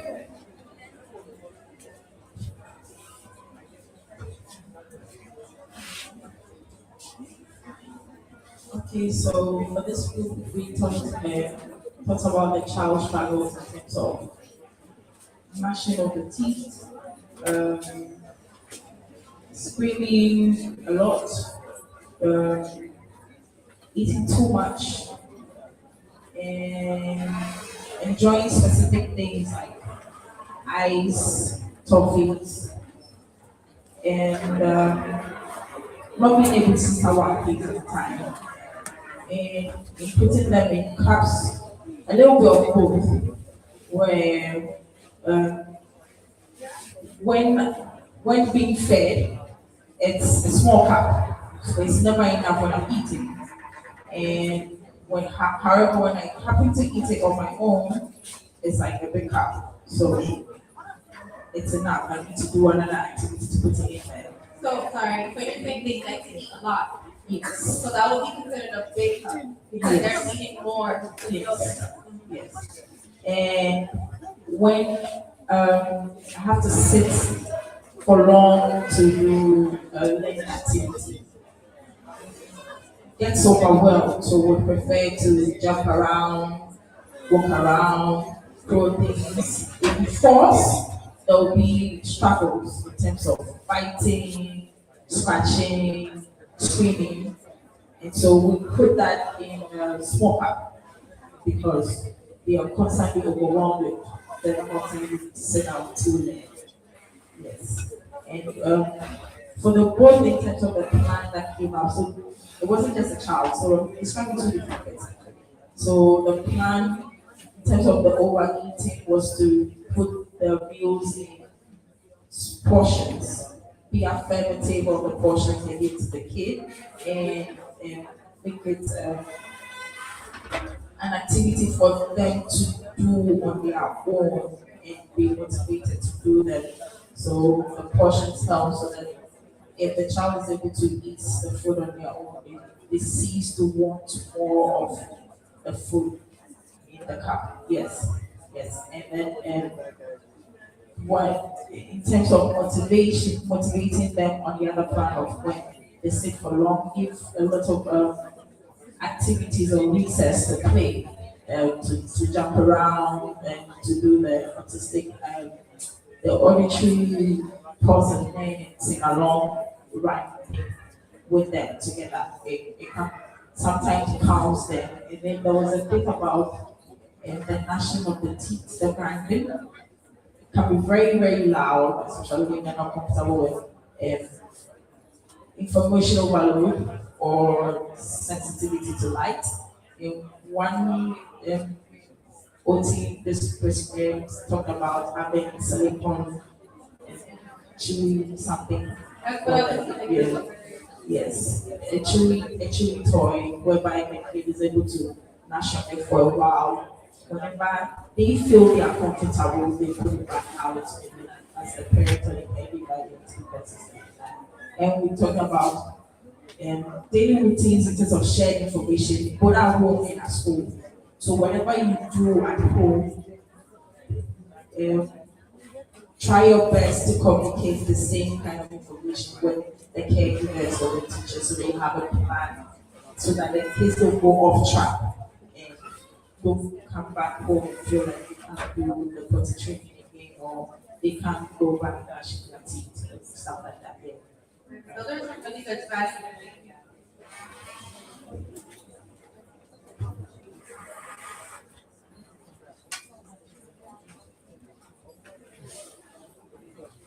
We'll do one more and then we have a break before we have lunch.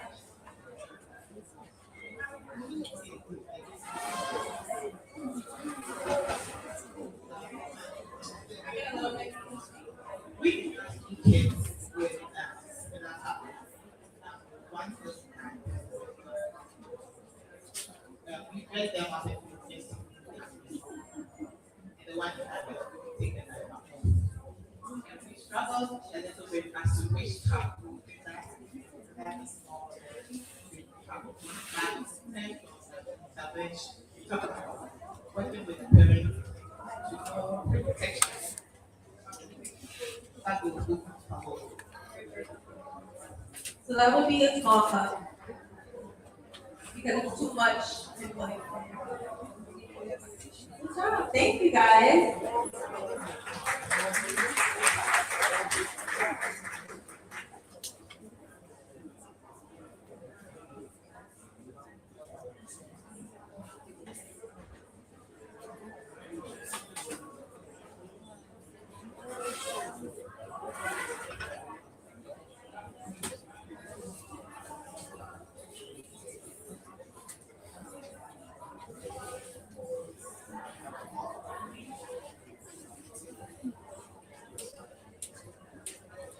So the whole purpose of this presentation is to let you guys know that we're not alone. I know sometimes being a parent of a child with autism, you can feel very lonely, you can feel very confusing. It can make you feel isolated because you might feel like no one understands you, no one understands your child, or that you may not even know what to communicate in the moment.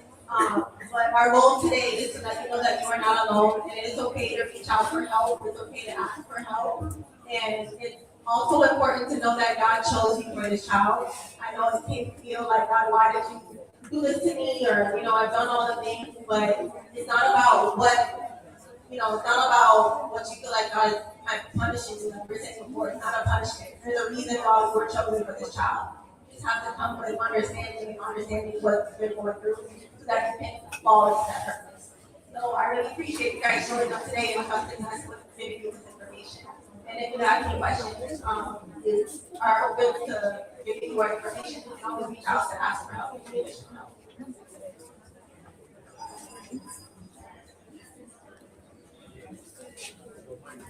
Thank you.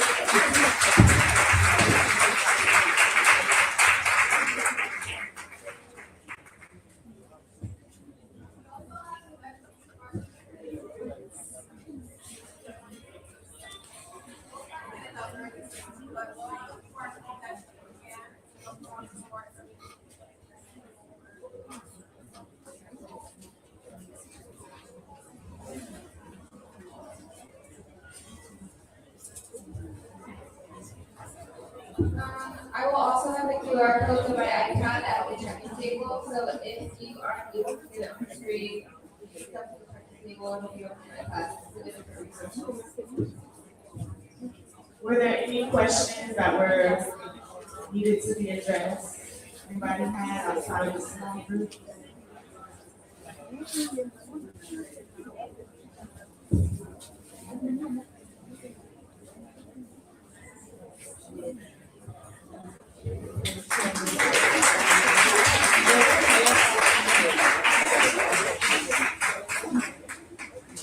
I think they've been amazing and we can do it better for them. It's not easy to have a presentation for so long. The audience engaged, you've done it, so I think let's get it together for them again. So first of all, if your card number is GX98322, your call lights are on. GX98322, your call lights are on. So that's a little of that. Also, a certificate of participation is available, but it goes at the cost of 250 cedis. So if you would like a certificate of participation for your CV, for your resume, please do leave your full name, your number, your email at the registration desk, and payments could be made to 054 747 6748. I'll take it again. 054 747 6748. For the last time, 054 747 6748. The name is Anne Senafolie. So kindly make a reference and set and possibly add your first name. It would be so helpful. Thank you so much. And once again, this workshop is made possible by our amazing sponsors, Senior Pediatric Therapy Center. We have the Cuba Foundation, the Occupational Therapy Association of Ghana, the University of Ghana, School of Biological and Allied Health Sciences, and Nature Sprout Academy. Okay, we have some amazing, distinguished personalities in our list. Before this was too long. We're still waiting to build up the list a bit. And I just want to mention a few here. We have Mr. Frederick Amedake. Oh, please let's clap. He's the Director of SPEC of the Ghana Education Service Headquarters. We have Dr. Marilyn Mabel, Mission Pediatrics, and also from the Pediatric Society of Ghana. Okay, we had, yes, Miss Justina Asafo Ajaye, the coordinator for Nature's Academy. We had Dr. Mika, who is with the Center for Disability Studies, but I think he has stepped out. We have Dr. Nana Ejie, who is the current head of department for the Occupational Therapy Department at the University of Ghana. We have Pastor Alexander Nyame, the National Coordinator for the Ministry to Persons with Disabilities, the Church of Pentecost. We have Miss Ida Alote Brown from Mission Pediatrics.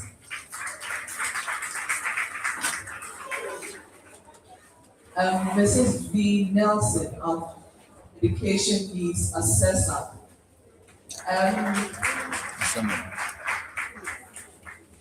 Okay, so there's also Dr. Brew, who is the head of child health for the Greater Accra Regional Hospital. Oh, please let's put it together for them. We have Dr. Sumpa Otabil, the head of Dina Dale Medical Center. Please let's put it together for him. We have Sahara. I don't know whether it's Jahara or Sahara Osman. Jahara, okay. So Jahara Osman from the Mental Health Forum.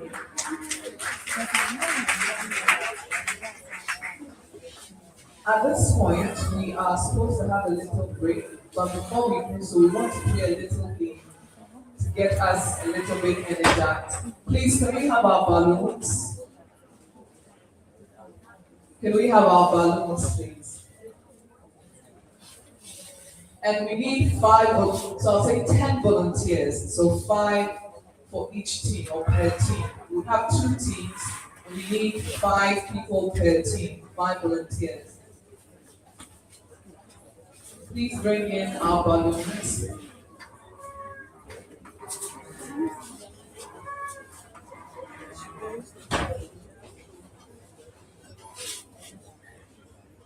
So in the presentation, the keynote presentation we had, I remember there was a mention of balance and coordination.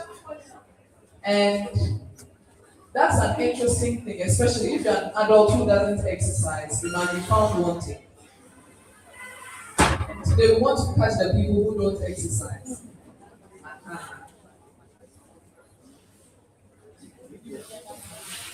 Okay, so then can we get 5 or 10 volunteers, please? So we have Team A, we need 5 volunteers. Team A, 5 volunteers. Yes, we have Mirabelle. Yes, please come. Yes, please. Yes, please, and take care. Who else? Team A. Team A. Don't raise your hand, I'll come and confuse you. Yes, please.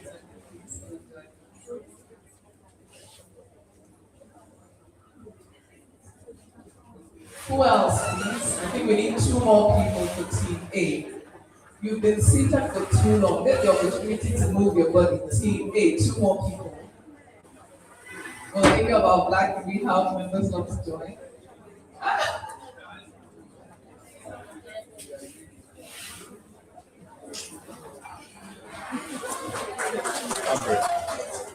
So we need one last person. Our students, we need at least one student. One student should come. One student should join. One student should join. One student should join. Please come. Please let's put our hands together for him.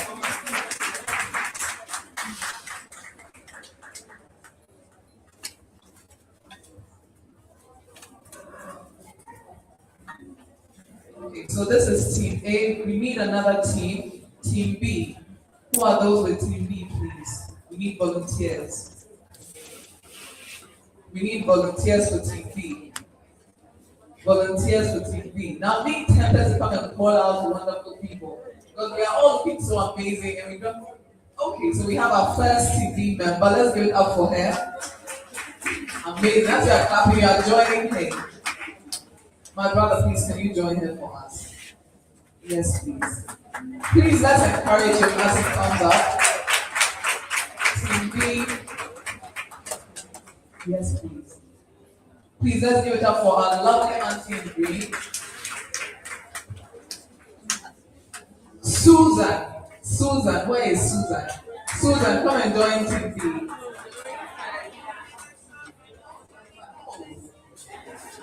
Amazing. Okay, so now the whole plan. Donald, please come. We have to demonstrate.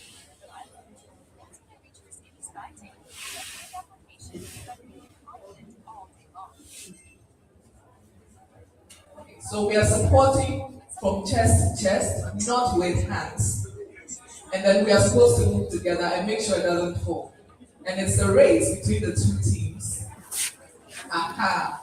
So then we are looking forward to getting to the end pole, onto that rail, without our ball falling and without he using his hand. I can feel it slipping down my back at this point.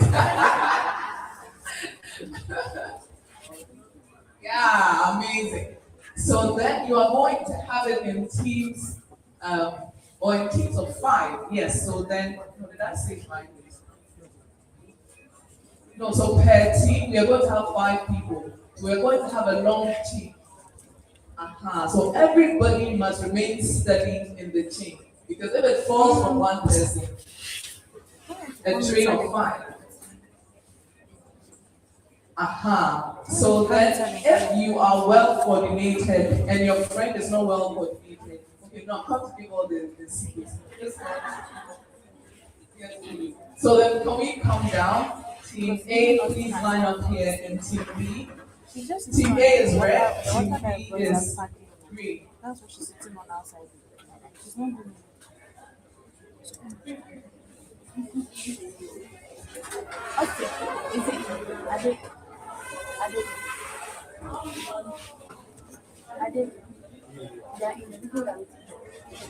bye-bye.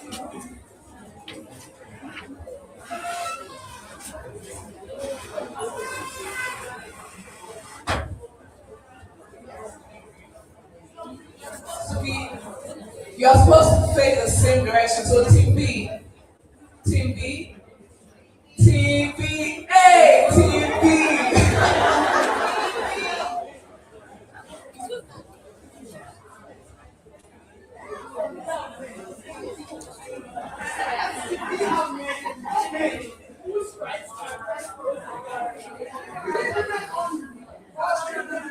No, so please come. I think they should be in the same, or yeah, please be in the same direction as them.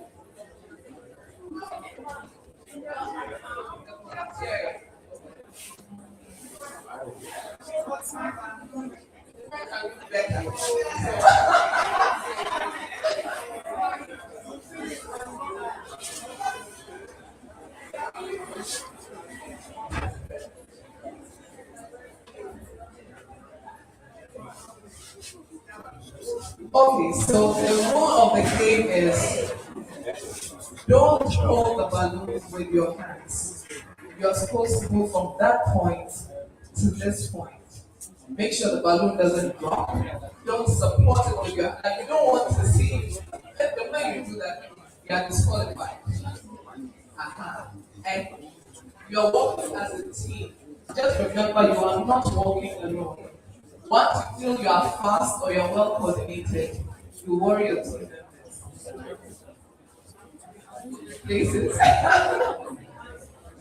Okay, so are we ready now? Are we ready? Ready? Get set. Go.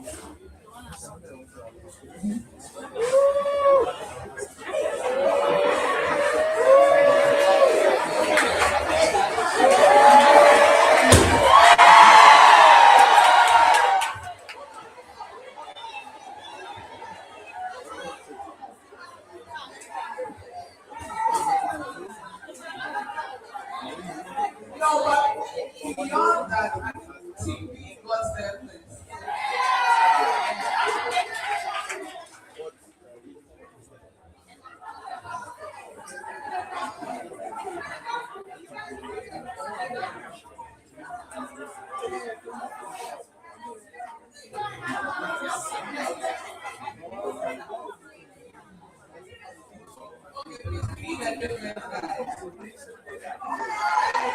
No, we won't say we are breaking women. We just need a different guy. Okay, so you lead. So you lead.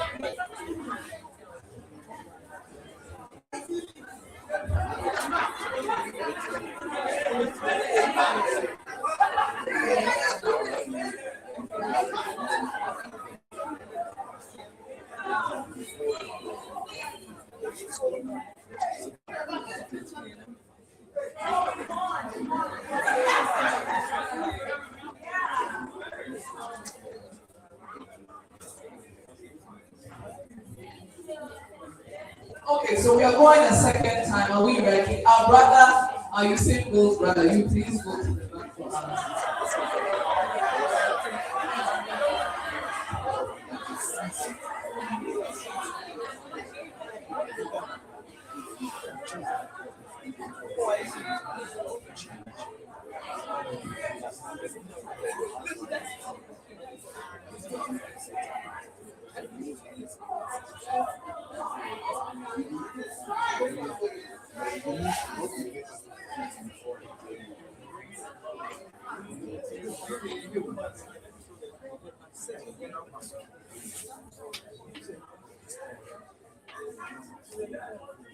Okay, so how many of us agree that there should be a rematch?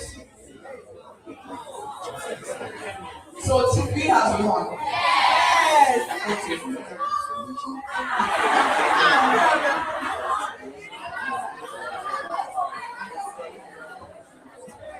Okay, so we are finalizing that TP has won. But let's just the second round. This is the second round. So we want to give them another opportunity. Since they were saying that our brother in front of us helped them TV, please prove to us that without our brother in front, TV, please go back to home. Please go back.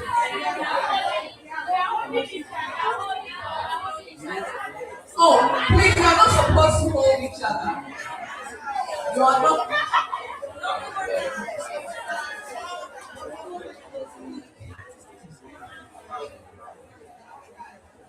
Okay, so are we ready? Get set. Hey, today it's looking like.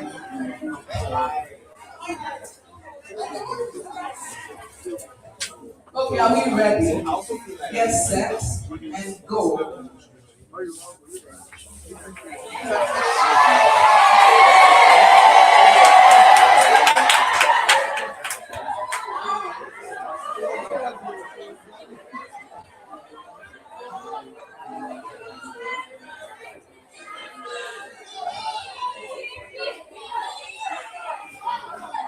No, so at this point in the time, so should there be a final round?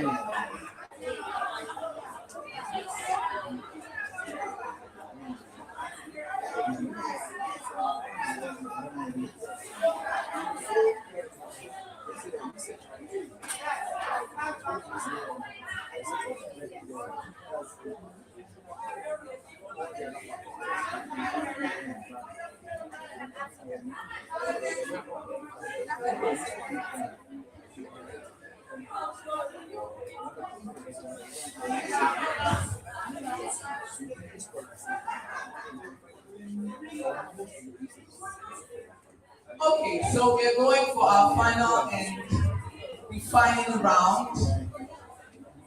Are we ready? Get set, go.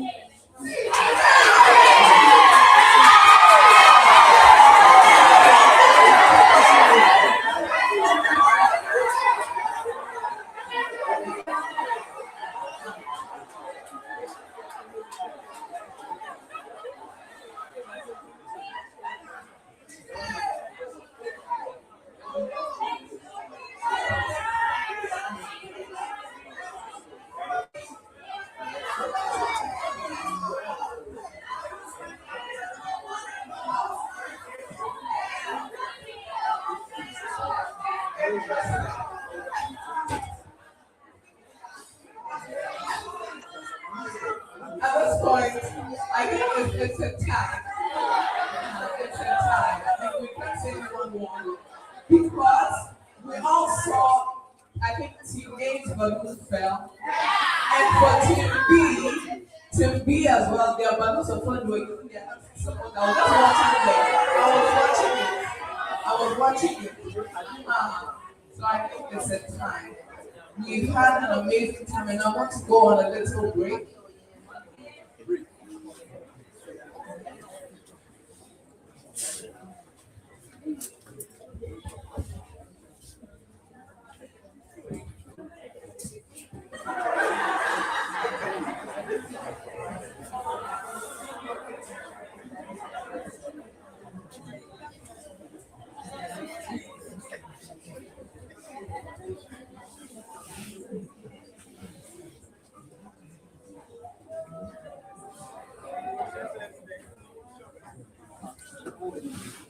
Okay, so before we go on our break, we want to take a group picture because we know that right after breaks, some of our people vanish. We are not hoping that is what will happen, but we are just trying to be safe.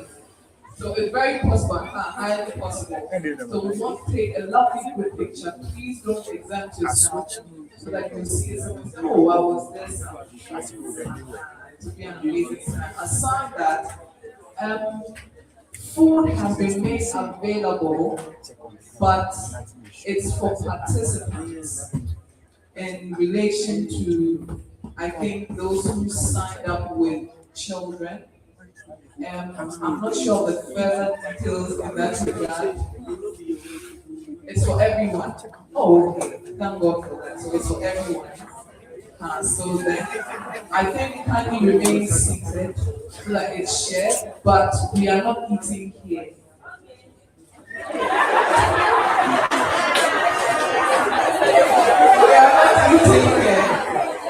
As long as you receive your meal, we are taking the food outside. I think there is a canteen. Is there a canteen available? Okay, so then we'll be gathering at the pergola outside and we'll be having our lunch there. So please don't eat here.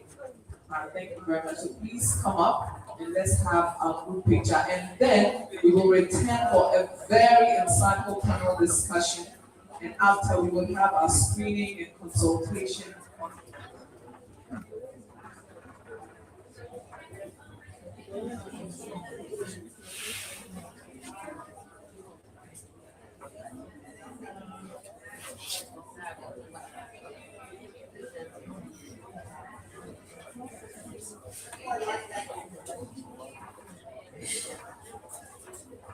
Okay, so then possibly some of us would have to come out of our spaces and come together, and then we take the picture this way. Okay, that's also fine. If you know you are at the back and you will not be seen, please move in between the spaces and all of that so that you will see yourself in the picture. Okay, so who is our photographer? Please, what is our photographer?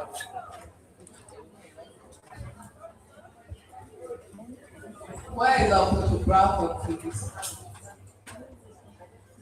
So we get ready for our picture, and please stay seated. The food will be brought around. Thank you so much for your patience and for being with us today.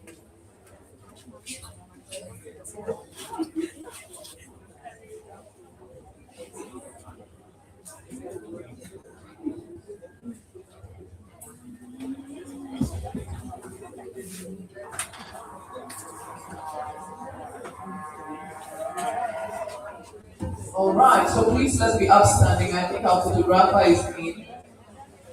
And arrange yourself. If you know you are behind and you've not been seen, please come forward.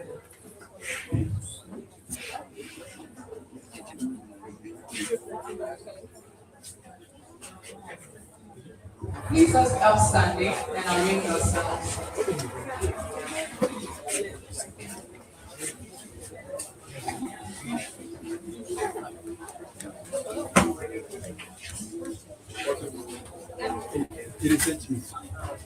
No, yesterday and said, "My God, to be picture." Okay.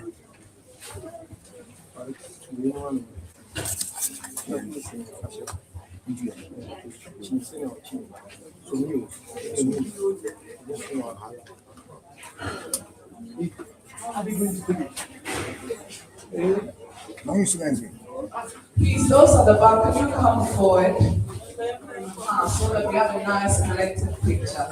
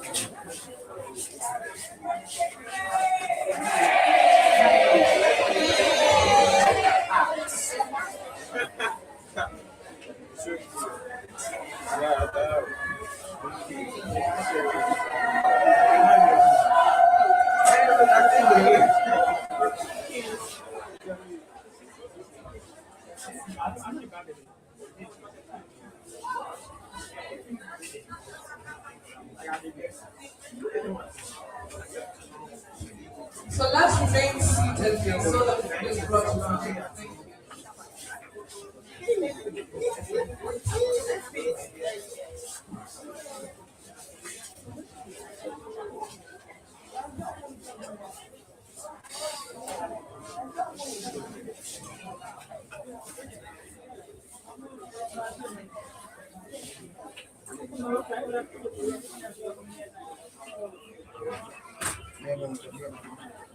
Okay, so please let's walk out the auditorium. As you're walking out, we'll be handing the pack of food just to prevent anything there. Thank you.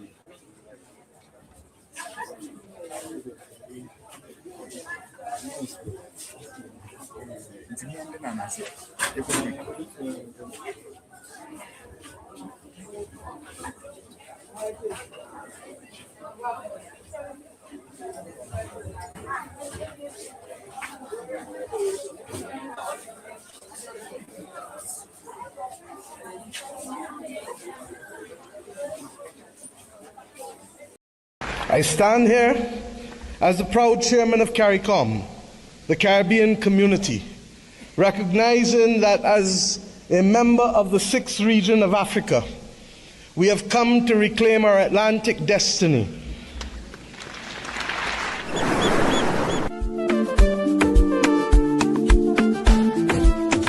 I came with the spirit of Soliata, I can never be afraid. I came with the energy of Shaka, you go things see ya crave. I came as the child of my father, I give thanks and praise. And I came with the spiritual armor, make the anointing spray. First of all, make a pour before man proceed. There's a silent war up in DRC. If you're poverty porn and the truth you seek, the new Africa was born to fulfill the dream. Can't forget the powers that's instilled in me.